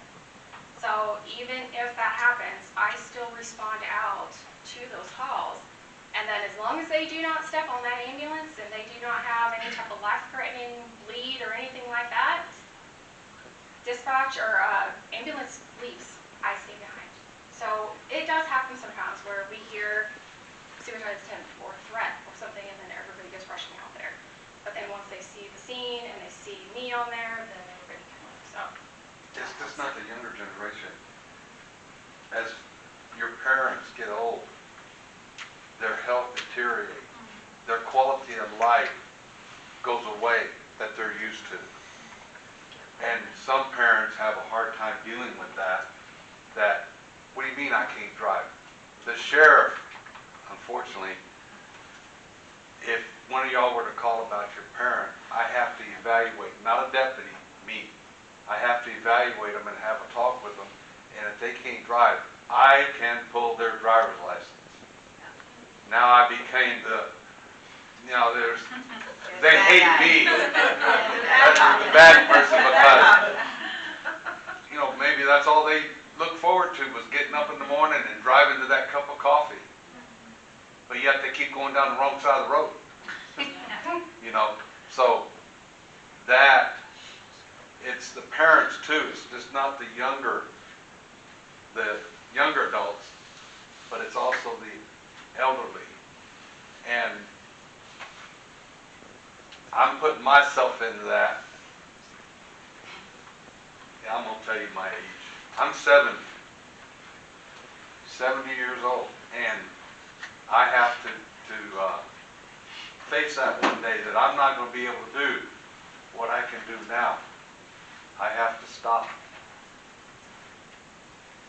My father didn't like it. When I called, I had to go visit him. He couldn't drive anymore. When you have 3 wrecks in 1 month, okay? And I had to call the local law enforcement there and have them pull their driver's license. and then Mike stops me in the hallway, literally this happens all the time, stops me in the hallway and is like, hey, by the way, I have this person, and then I'm like, great, now I'm going to be bringing the morning coffee, but okay. And that happens a lot. So I knew you were over there chomping at the bits, and I'm glad you walked in at the Let time. me talk. Yeah, I did. That's what happens in EMS, guys. No, Firefighters don't got walk some away. cool. Don't walk away. No, this is a team effort. This is what it's about. It's a team. And he invited the right team to talk. Any more questions? I got a couple questions. Is there a way to make the radio more confidential? This is a small community and everybody and their mother knew that my son died the day after. I understand that. And to make it secured like the great state of Ada, it would take us at least $2.3 million. Elmore County doesn't have that kind of money to make it. But we are getting, thanks to Mike's and me wanting to change the CAD, because our CAD, which is all the information that goes on that they have to put over the air, was written in 1968. It's failing.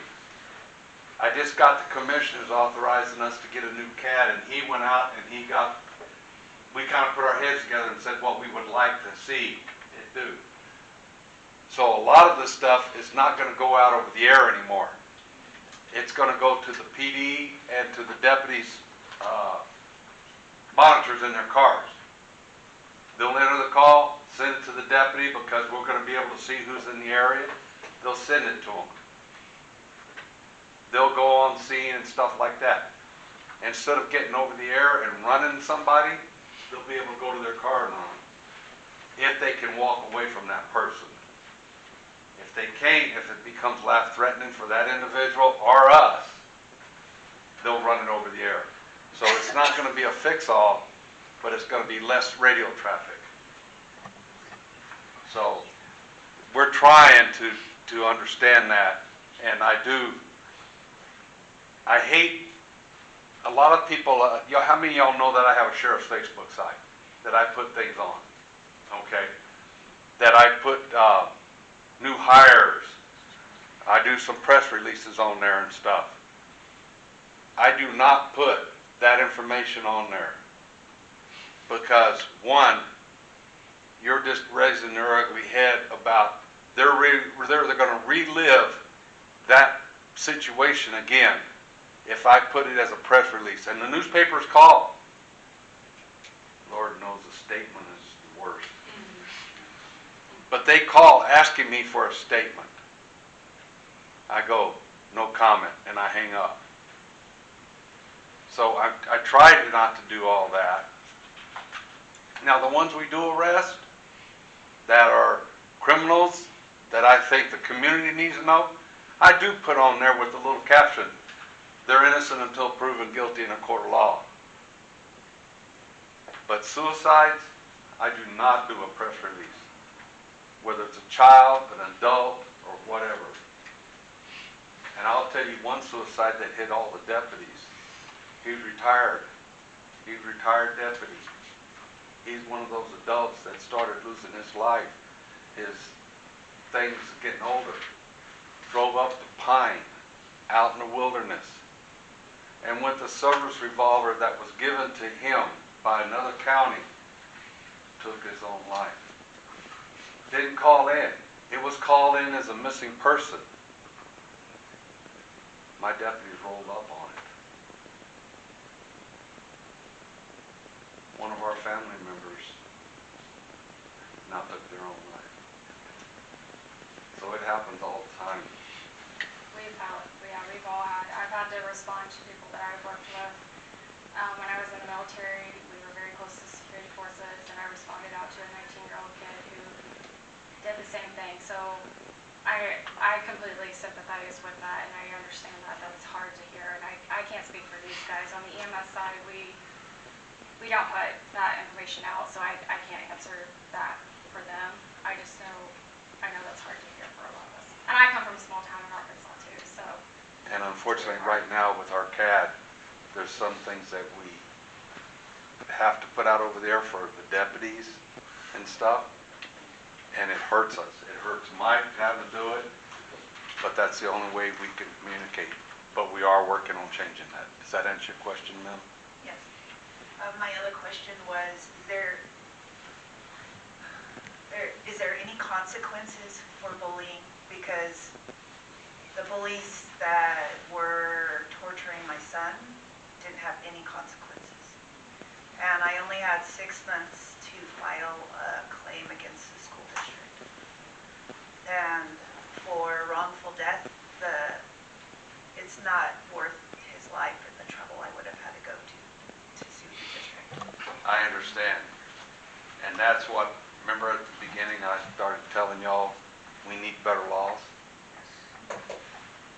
There's very little that we can do. Because they are in the school district, they are in the school, they have jurisdiction, and we have very limited. Some other states have better laws that protect them and can do things. Now, I'm not saying we can't do anything. We can tell the teacher, we can tell the superintendent, we can tell the principal, and they can intervene. But there's not much that we can do unless the laws here are changed. And that's one of the laws that, besides all the others, that we've been yelling and screaming about. And to add to that, to your question, I know that, and I'm sorry that you had to go through that. And I have personal experiences with this with my nephew, and it was the same way for his mom. One of the things I also do is I work with those resource officers, and I have in a couple of cases. So when I'm working with the family and I hear information from a sibling or from whatever it is, we work together. And whether it be information about an individual student or bullying or something like that, then I take whatever information I learn And then we work together with that information. So there's a lot of things that I find out that these guys don't, and I'm able to pass along that information too. So it That's why I don't put a badge on. it may potentially help in the long run obtaining information so that they could pursue criminal charges in the future. But that's how I help out as well. I don't particularly have a question. I wanted to make sure we had enough time to hear from our young people. Sorry guys. We're up here. Yeah, That's okay. I was getting ready to cut it off, Just talk. but we want to thank y'all very much for listening to us. Reach out if you have a question. Reach out to me. My phone number is 587-3370. And just listen, and if you want to, just leave a voice message on my office phone, and I'll get back to you as soon as I can. But we're here for y'all. So, thank y'all for your time very much.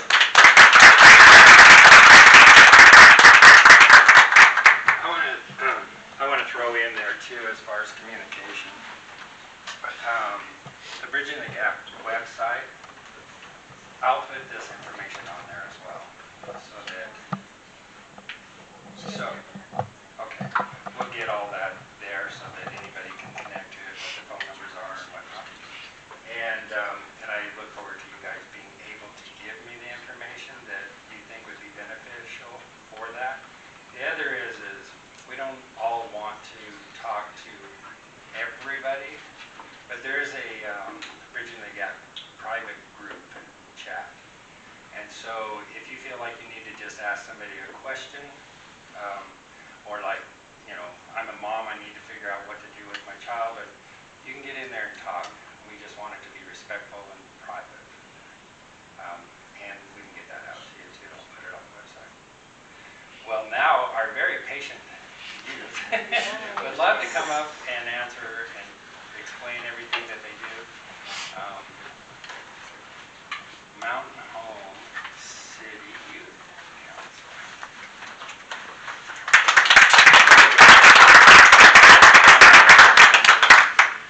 Hi everybody, I'm Casey Mann. I'm the City Youth Council's president. I'm Austin Merritt. I'm the vice president. I'm Jacob Jameson. I'm the secretary. I am Madison Beecham. I go by Maddie. I'm one of the members. And I am Allison Hennis, and I am also a council member. We've been the City's Youth Council for about 2 years now. We originally started out as just like an advisory board for the library, but have since evolved ourselves into like a teen advisory group for the actual city. As the Youth Council, we think, or we feel that it's our mission to try and be a voice for teens in the community who don't necessarily feel like they have a voice. We want to make change and better the community for teens like ourselves. So the little spiel that we're going to give you guys today about teen mental health, these are our personal opinions on what betters our mental health. And so we know that this may not work for every single teen, but we feel that it's a great overview to help better the mental health for the teens in the community. So we have a word that has been really useful in describing the ways that we help better our mental health. That word is shoe. It's because we all feel like mental health isn't necessarily a one-size-fits-all kind of situation. So these little dice that are getting passed out to you right now, just a little arts and craft project that we all did.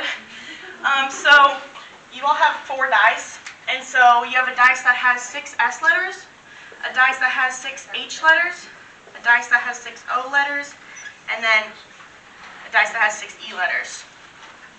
So we're going to have you guys kind of like shuffle your dice when everybody gets them, and then we're going to ask you guys to give us one of your letters that started with S, or one of your letters for the rest of them. And all of the words that are on these dice are different ways that we use in our personal lives to help better our mental health, or ways that our parents can help better our mental health. Because we're 15, 16, 17 years old. There's a group of around 7 of us, and so we really try to expand and have a big variety of where we all come from. I myself and my council member Allison are both go to the public high school. Maddie and Jacob are both members of the Reggie McKenna High School. We have a homeschooled member, and then Austin over here goes to Bennett Mountain High School. So we really like to get all the different views from all the different places, all the different schools in town, and how it works. So can you all just shuffle your dice in your little hands? Little man. Sorry. We're all kind of big here. So can somebody give me the word that they have for S? Space. Support. Support, okay.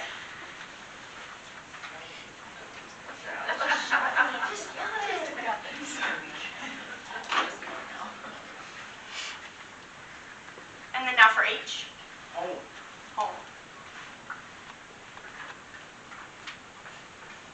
And then O. Organized.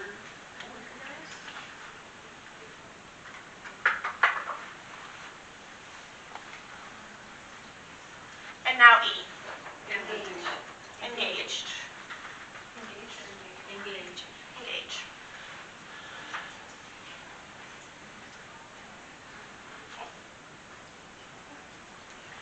So we're each going to go through, and we're going to do this 3 times, and each time one of us is going to give a spiel on each one of the letters.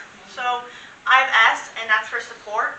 We picked the word support because we think it's easy to, when your child goes to lean on you, kind of smother them a little bit. So we think that it's really important that you give your child the support when they come to you, but also not stand on them a little bit there. So that's why we have the word support. For home, make sure that you are enabling your home to be a safe place for your child to grow, a positive growth environment. Every house is a house, but make sure yours is a home. We have organized. Sometimes people or your kids might just need help getting their life organized. They might need help organizing certain things, but sometimes you need to organize things for them. It's just keeping things organized. So for engage, make sure you're like interacting with your child, kind of having conversations with them, making sure that you're a part of their life, and that will really help with like communication and making sure that they know that they can rely on you, kind of. And I feel like these all kind of tie together in some way, but make sure you're doing stuff with your child and making sure that you're interacting with them. Okay, now we're going to do this again and get different words. So some of our words actually contradict one another, and that's just to really show the way that, like, it's really not one size fits all. Like, I could really need my mom to engage, but then Austin could really need the space. And so that's a big thing that we're trying to show here today. Can I get another letter for S? Simplify. It's whatever one you want to pick. Simplify. Simplify? Okay.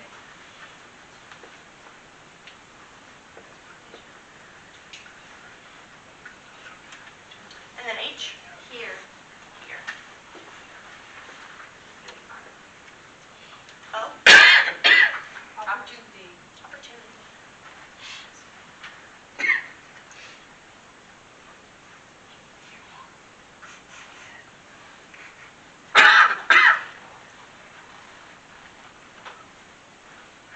And then E. Explore. I heard explore first, so we'll go with that one.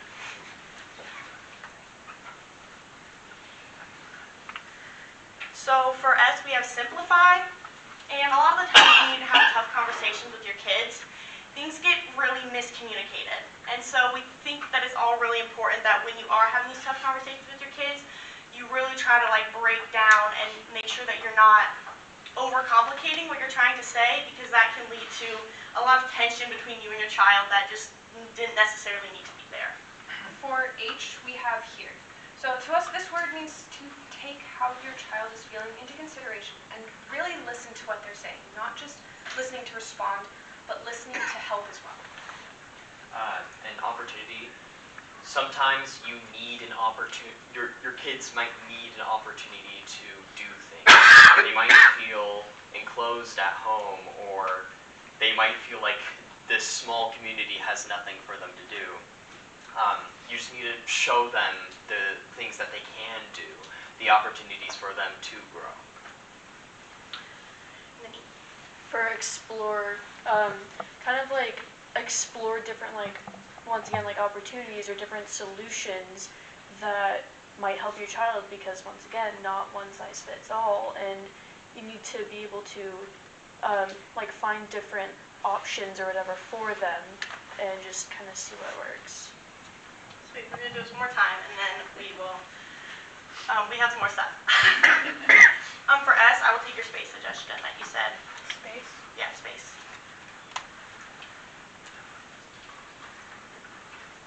And then H.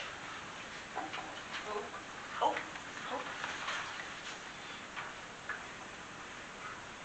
O. Openness. We'll do openness.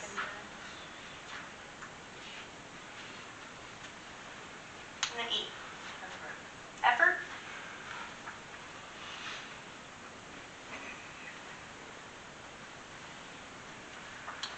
Okay, so for space, I actually came up with like a cute little thing for space. That's why I wanted to do it. So I say that like a flower can't grow if you're standing on it. So it's important that you give your child the space to grow, to sprout up. But at the same time, flowers also need the sunlight and they need you to water them and like the soil stuff. So it's important that you're still, I guess, watering your kids enough that they're going to grow and flourish, but you're not stood right on top of them. For hope, this word is an important one because you should be able to uplift your kid and show them that there is a good side to things and that they can get through it. For openness, sometimes you need to be open with your child. Sometimes when your child opens up to you about a problem they're facing or a challenge that they're going through. I know some parents that will just jump into punishing their child or showing them the right way. I'm not saying anyone here does that, but that's something I have seen done before. Be open with your child. Tell them your experiences. You were a child once too. You made mistakes. Tell your child that. Be open with them. For effort, just make sure you're actually like trying to help them and just show them that you care and are actually trying, even if you aren't doing the best, because we're all human. Sometimes we aren't doing the best, but show them that you are trying to help them. So. All right. To wrap the whole thing in a nice little gift basket for y'all. Mental health is like a school for everybody. Some people are really good at math. Some people are really good at English. Some people are bad at math. Some people are bad at English. Some people are good at giving hope. Some people are good at engaging with their children. Some people are bad at giving hope. Some people are bad at engaging with their children. Not one size fits all. You need to look at what works for that person and how you can help that person specifically.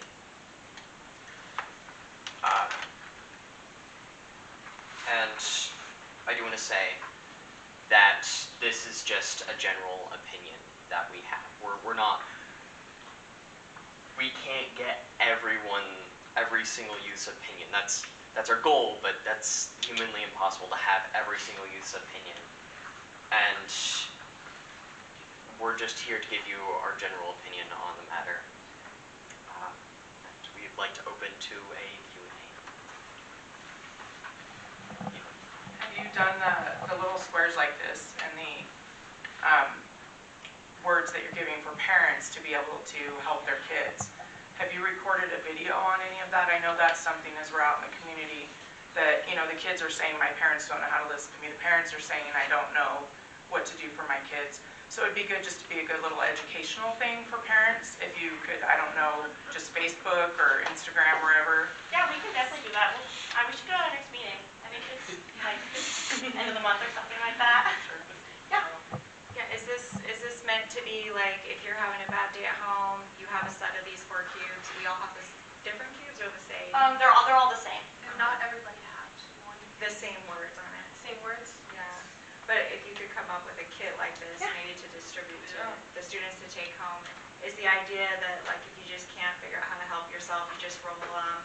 You know, if one doesn't fit you that day, maybe you can try again, and then you just come up with a plan for the day? That could definitely work. I think the idea that we were more hinting at was that, like, the way that, like, you roll them, it just really shuffles up that, like, everybody's so different. So, like, you shuffle your dice and you get 4 different ones. You shuffle your dice, you get 4 different more. You might get the same when you roll, but they're never going to be exactly the same. And that's the way that teenage mental health is. I wanted to point out that part of the point of the dice is that there are tons of solutions to each kid's problems. There's not going to be a solution that fits for a thing. There's going to be tons of solutions. If you do the math, I'm relatively sure that it's like 4 to the 6th power for how many solutions you can have with these dice. We'll take your question back. So, I know you said you guys started out as an advisory for the library, and you want to do this for the city. What other city entities are you guys getting engaged with, like the school board, the city council, We Are More at Bennett? Who else are you guys working with at this point, or trying to work with? We have been working with the Keystone Team Group out on base. We've done a couple of things with them. We've had Ms. Ashley come and talk to us about just what they have going on and kind of like how we can fit in. We are working with the Baskets for Babies right now. We did it in the past, and we're going to be doing it this following year too. Yeah, we're working on getting really everywhere we can. We're trying to build ourselves up to make a bigger impact. Personally, I'm the president of the class council for Richard McKenna, the whole school. So I work with Richard McKenna school system as a whole, and I try to do my part there. Yeah. So when my kids were young adults, I could tell when something was bothering them, you know, their demeanor changes or something. But every time I tried to engage, no matter what I tried, they didn't want to talk. How do you break the communication gap? What's your recommendations about breaking that down for that side that you could give us to help us? How would you like to see us respond to that? Well, I'd say it depends on who it is that you're trying to communicate to.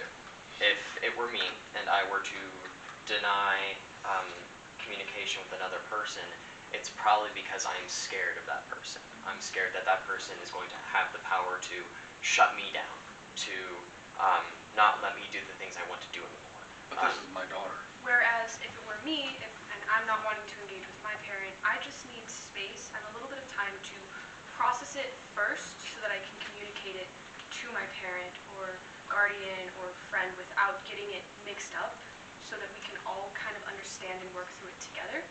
Sometimes kids just need a little bit of space. Sometimes they're scared.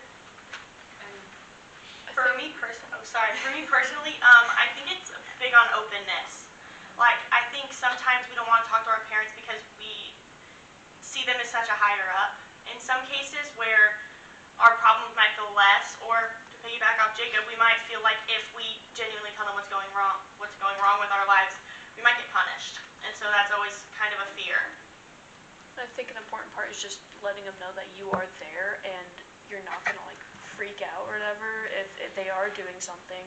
If they have the courage to tell you, then they should know that you aren't going to suddenly punish them, like you're actually going to like try and help them and be there for them. Does that help you out? Yeah, it does. Thank you. yeah. First of all, I want to commend you guys, because to recognize this right here at your age is insane. This is something that I do in my field, so do you guys want to be community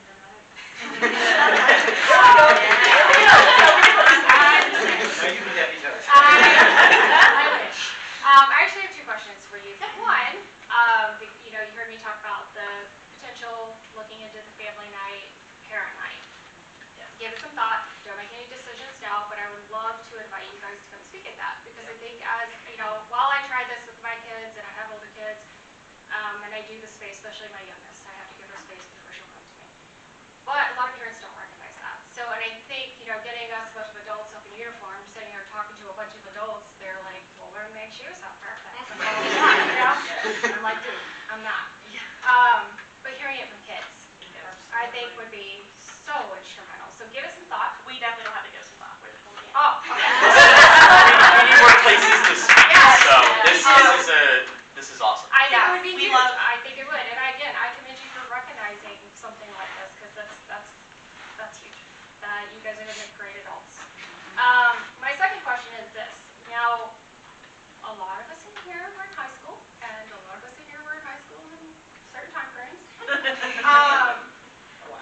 Yeah, and I know police are still a thing. I still work with a lot of the youths. Do kids know you? Like in your school district, like can kids come to you and talk to you? Do they know who you are? That's the funny thing. Yeah, I definitely We're think getting there. Yeah. Okay. We want to get there. That is our goals. We want to be able to be a tool for the youth. We want the youth to know about us. But it's hard to get into such a community like the youth. Because I try to communicate to my friends, hey, there's, the Mount Homestead Youth Council. Oh yeah, cool. Yeah.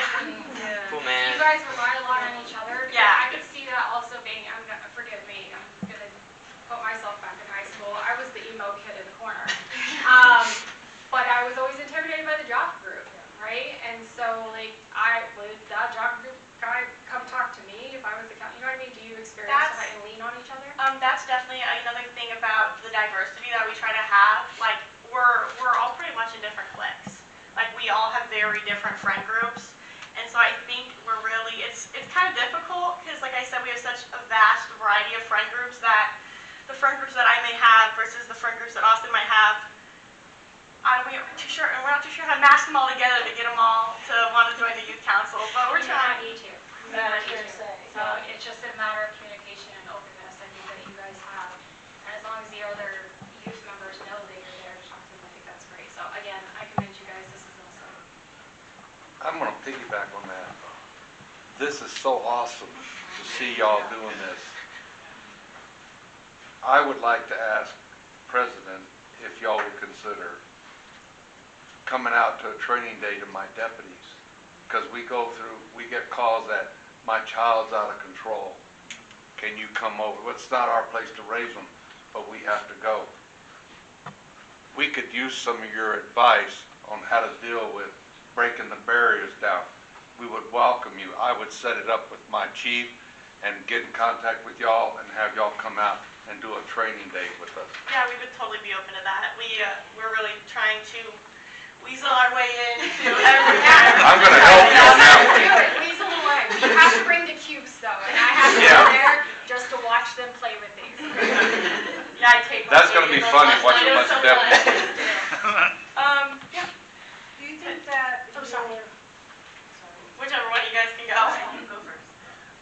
Do you think that your school is doing enough, administration is doing enough to combat bullying? And what other things they can do to help out the students? I think that it's kind of a hard thing, like especially with the mental health, because there's just from my point of view, there's just a little that the school can really do in the bigger picture. Because I know for like my own personal mental health, the stuff that the school does, well, it doesn't really affect me much, but I know that it can help a lot of kids. With the bullying, I don't know, I've never really been exposed to like bullying or like actual bullies, so I've never had to like personally have it dealt with. But I know that they do definitely have stuff. Like I've definitely written an incident report or two. With Richard McKenna, because I don't go to the same school as Casey here. They do quite a bit with bullying. It's one of the reasons why I go to Richard McKenna is because I know Richard McKenna actually they have a no tolerance policy. If you bully or do anything extremely offensive or break the rules, you will be kicked out. So And I think it might be a little easier for Richard McKenna to deal with that kind of stuff because it's a lot smaller than the public high school, and there's just so many more kids that I think it's harder for like the principal and those people to try and get down into like the kind of like the roots of it kind of and help with that because there's just so many kids that it's hard to, some of it they probably don't even know about because it's such a big school. And Richard McKenna receives their funding differently, so they can't just kick people off. Yeah, it's definitely with the high school. They definitely do. They have so many resources. They definitely try. Yeah, like Miss Ashley from the You Are More program. They just brought us all these little heart rocks from. It's like a program that they're doing, and they're like this. They're just like they gave us these heart rocks and they gave us a spiel about how like we matter and each one of our lives are super duper important. So I definitely really appreciate all the steps that they're taking to prevent suicide. Yeah. Do you guys have a primary mission, or are you just kind of for kids by kids type situation, or are you focused on bullying or mental health, or is it just an encompassing? That's my first question. I know the answer to this another question. one. I answer this all the time. Our goal is to give a voice to youth. That is like our mission statement, basically. As Casey says all the time, we are youth for the youth. Yep. That is our general goal. We don't have a super specific goal like bullying or suicide. It's just, well, we technically do have a specific goal. It's a voice for the youth politically. Since we're with the city, our goal is to take what the youth say and come to places like this, speak about how they feel, or get in contact with city council. Hey, we have a lot of people complaining about this. Can we do something about this? What is your avenue to hear those complaints? Right now, we're just in schools. We're still pretty new. Yeah. We're trying to get out there. It's, again, really difficult, especially with each of us having such different, diverse friend groups. Yes. Some of us don't get out Can much. I encourage you guys Yes. to create either a website or a Facebook page and put out profiles of each one of you and your diversity? Because I think that is the most unique thing about your group, is if you are reaching out to so many different demographics within the school, you're going to get more feedback better than the parents or the faculty. So your group is actually something that could really help our community. We do have an Instagram and a Facebook. They're kind of dead at the moment. Why not? Throw some videos out there. Do individual, like, hey, this is what I'm into. Relate to your demographic, and that's going to bring more to you as you start to grow, and then you can bring more people on also, and I think it's going to be an amazing tool for us. Yeah, the social, well, I have a social media, and like I have it in my bio that I'm the president of the youth council, but a lot of us don't actually have social media, like at all. Or we do, and we just only use it to watch videos or message friends and not to do anything. Yeah, so I think me and Austin both have pretty public Instagram accounts, but I think maybe there's a way you can piggyback off of the libraries.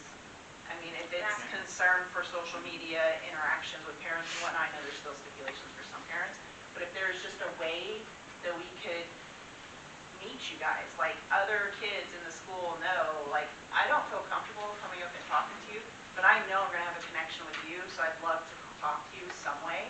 Like, just finding that way of communication would really help. And use your resources. Yeah, sorry, you had your hand up for like so long, sorry.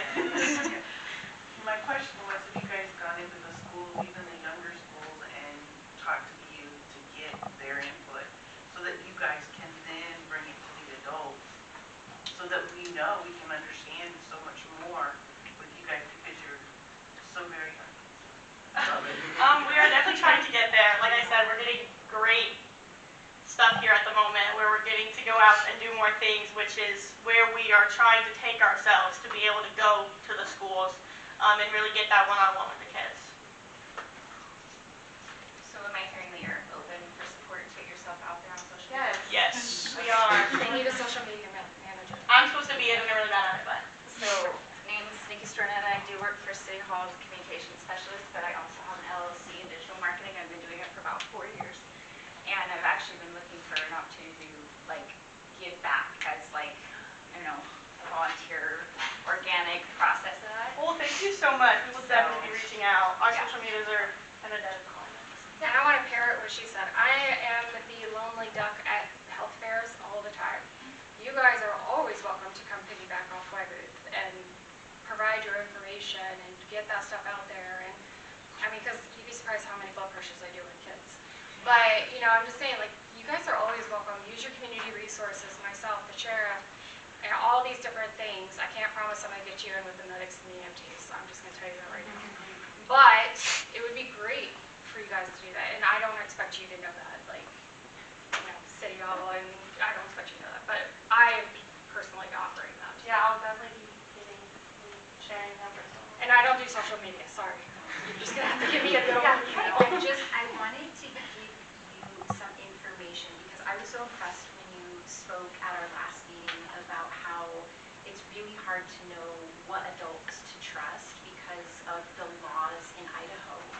And so I reached out to a bunch of clinicians in Boise. I'm well connected with providers all throughout the state.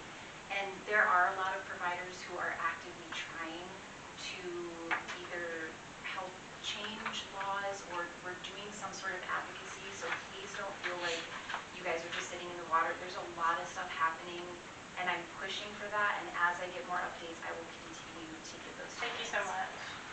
Yeah, I'm going to Washington in April, so if you guys have bios or anything, email them to me. So I'm actually going to go speak to Congress in April and talk about rural health care and what you guys are going through. So if you have those, I will 100% recognize your booth in Washington.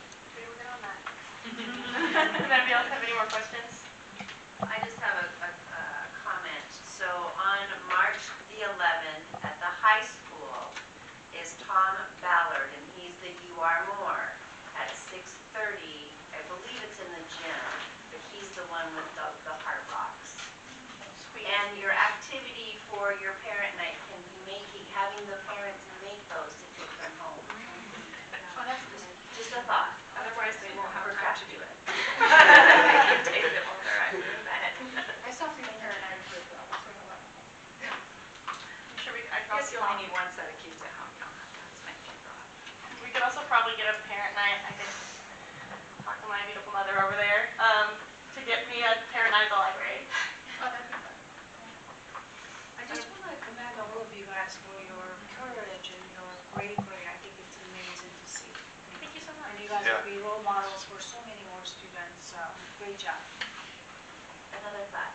So at every school, at West Elementary, because I've gone to the West Elementary side, everybody has a Facebook page.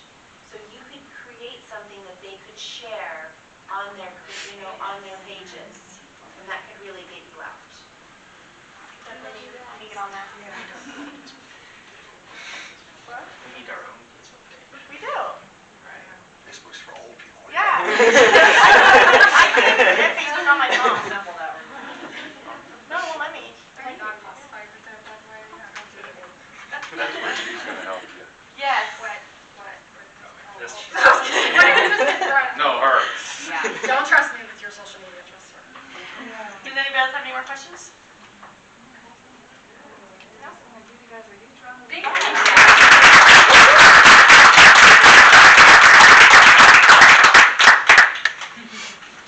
Thank you, guys. Of course. Thanks for Yes, listening thank you for to listening us. to us all. You can keep them. Yeah, you guys can hang on to the, oh, thank you so much. Sweet. Give me a call. Well, I'll keep Are it. you keeping them? He said we can keep it. Yeah, I said we can bring it home for my kids. I was going to say. I got kids at home no more. I'm gonna put them on my desk. Absolutely.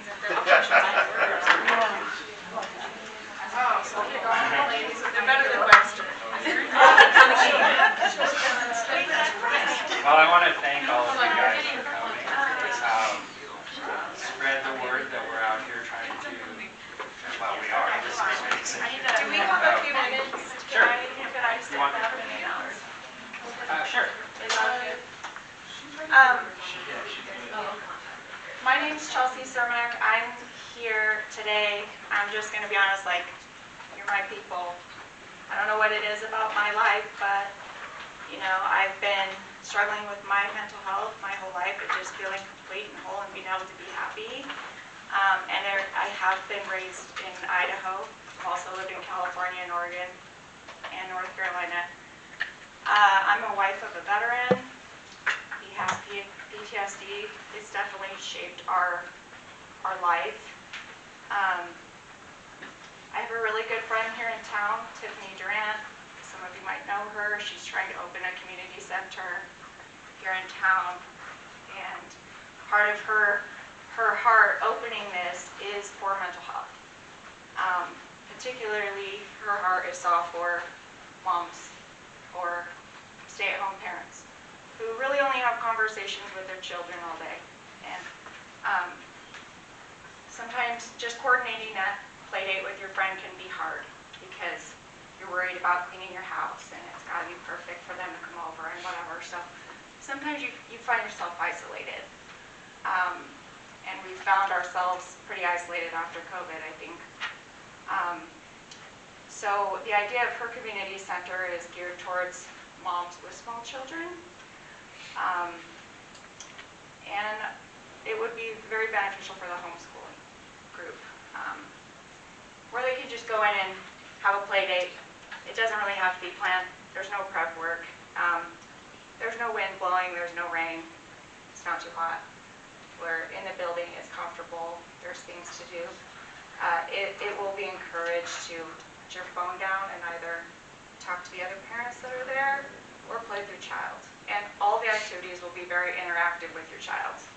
There will also be little groups like where you can come in for dance, where you're not signing your child up for dance and going and watching them dance, and it costs a lot of money, but you pay a membership fee and you're eligible to bring your kid any day to do that thing.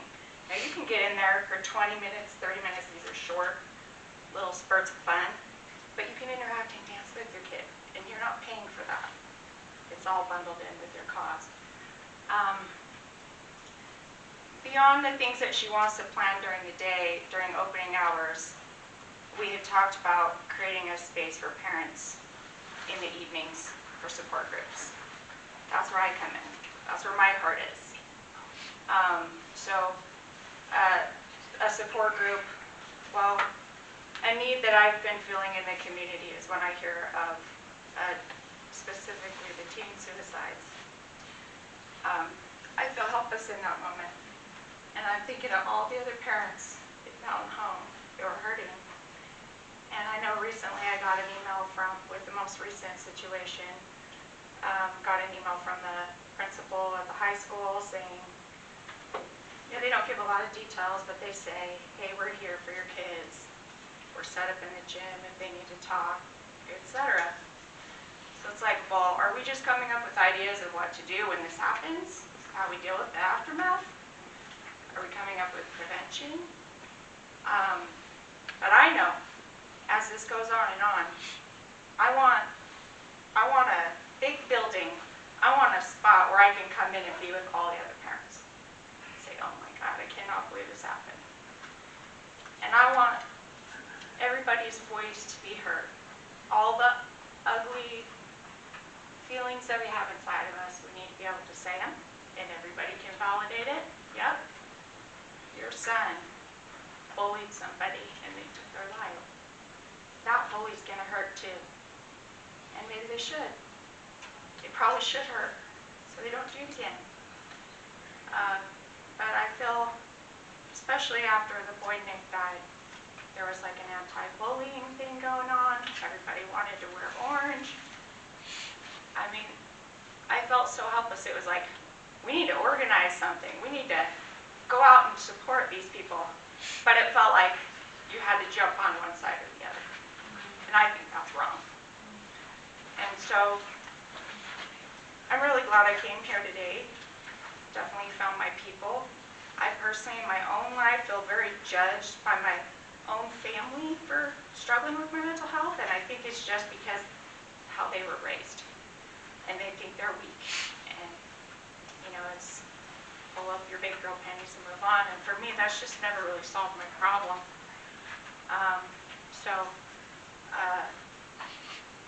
I was touched by suicide. My uncle passed away. My mom was the first person on the scene after, just as a family member. She didn't go into the home, but she was there. It upset her. It stuck with her. I see her feelings 10 years later. She's very bitter. And when she hears of somebody committing suicide, she gets mad. Well, great. You know, because she thinks that everybody else that's left to be affected. I know my mom's heart. She's a very compassionate, she's a good person, but she doesn't always handle these things very well. Some of the things she can say can be very hurtful.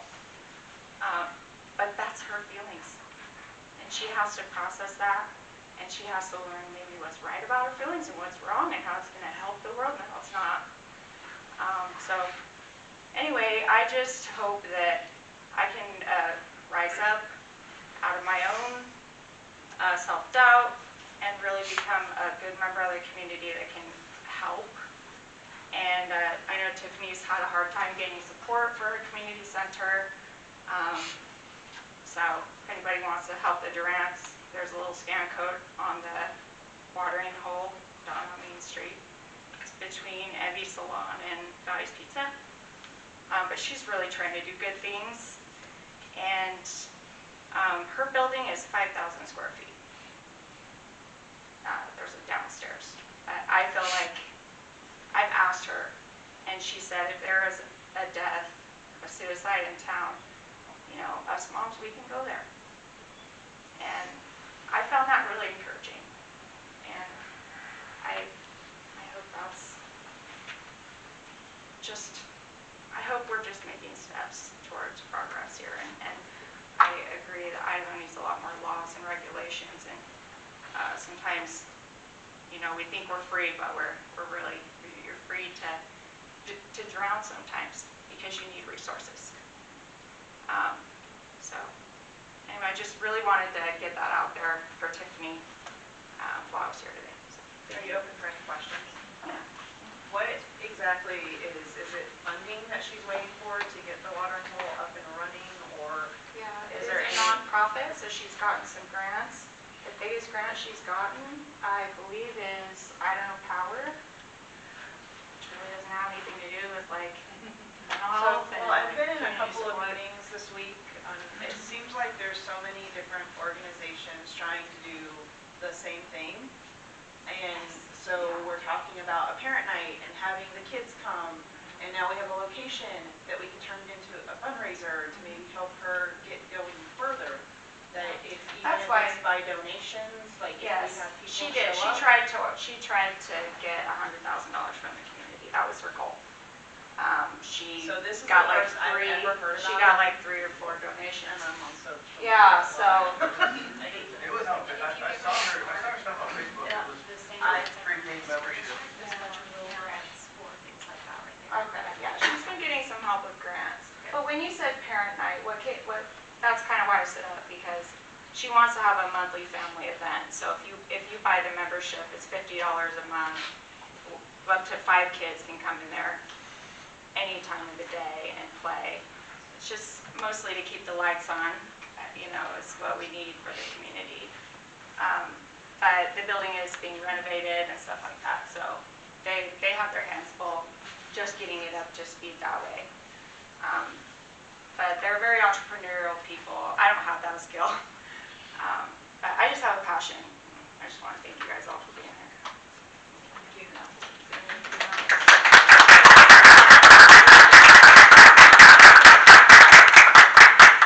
Well, I can't top any of you guys, so.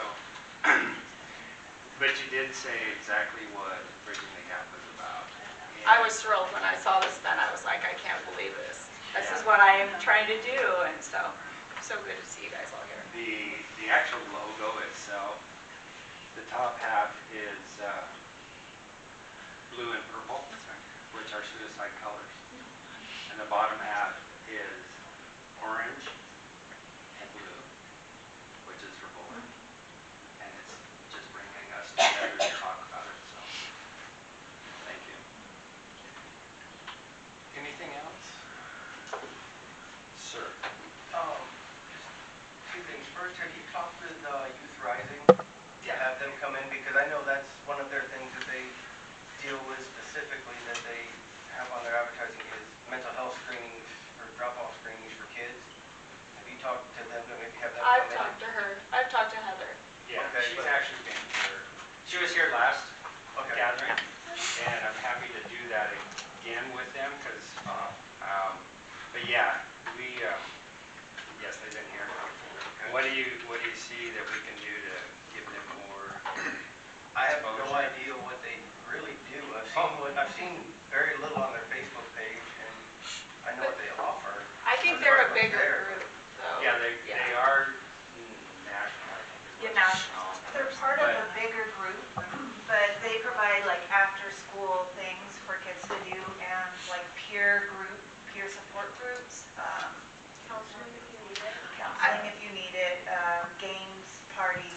They had a good Valentine's dance. There was a budget cut with some federal grants, so they provide snacks for the kids in the afternoon, so they had to cut back on the snacks and other things to help provide for the kids. The other thing I had is, so when it comes to a suicide with the schools, there are laws that prevent them from putting out information. There's very little that can come out. There's a lot more information that the schools will have, that the principal will have, the superintendent, the police department will have on what went down, or what some of the other issues were that were going on, that cannot be released. Our hands are tied when it comes to that. As far as what we can put out, what caused it, or what's presumed to have caused it, what happened. And plus, it's for the family too. Yeah. Because we're not going to put the family's business on the street. Well, what It's not we our place did, in talking with Mr. Gilbert, that's where the aha moment was, is you can only go so far as a school district. Same way with the police department, the city council, whatever. And it was like, oh, it's the parents. The parents can be the squeaky wheel. They can talk amongst themselves. They can, convey what you can't, but they can also ask for you to help change those things. So this is for parents to be able to give their voice and ask for support. So I know that was tough. And I'm taking his idea. Social media, this is why I don't have it, is terrible sometimes, Yes. because Yes, it is. the misinformation, this is his idea, by the way, I'm just being a loud mouth. But yeah, you're exactly right, putting the wrong information out there is a huge thing.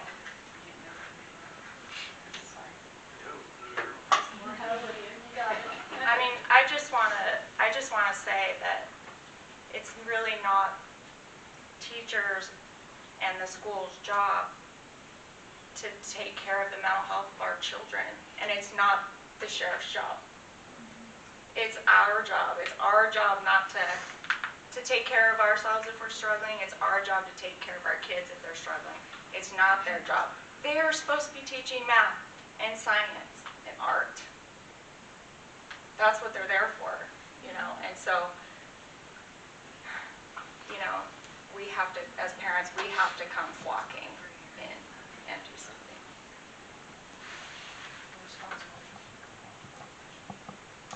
Thank you, everyone. And the next one will be at the credit union, Pioneer Federal Credit Union. Which one? The main branch. There's a community center in the back, conference room, which is really nice. And the time hasn't been set yet. We have it for all day, but I don't think everybody wants to sit through something all day long. So it'll probably be, it's hard to tell because the last one was at 10 o'clock in the morning and the room was just as full as it is today.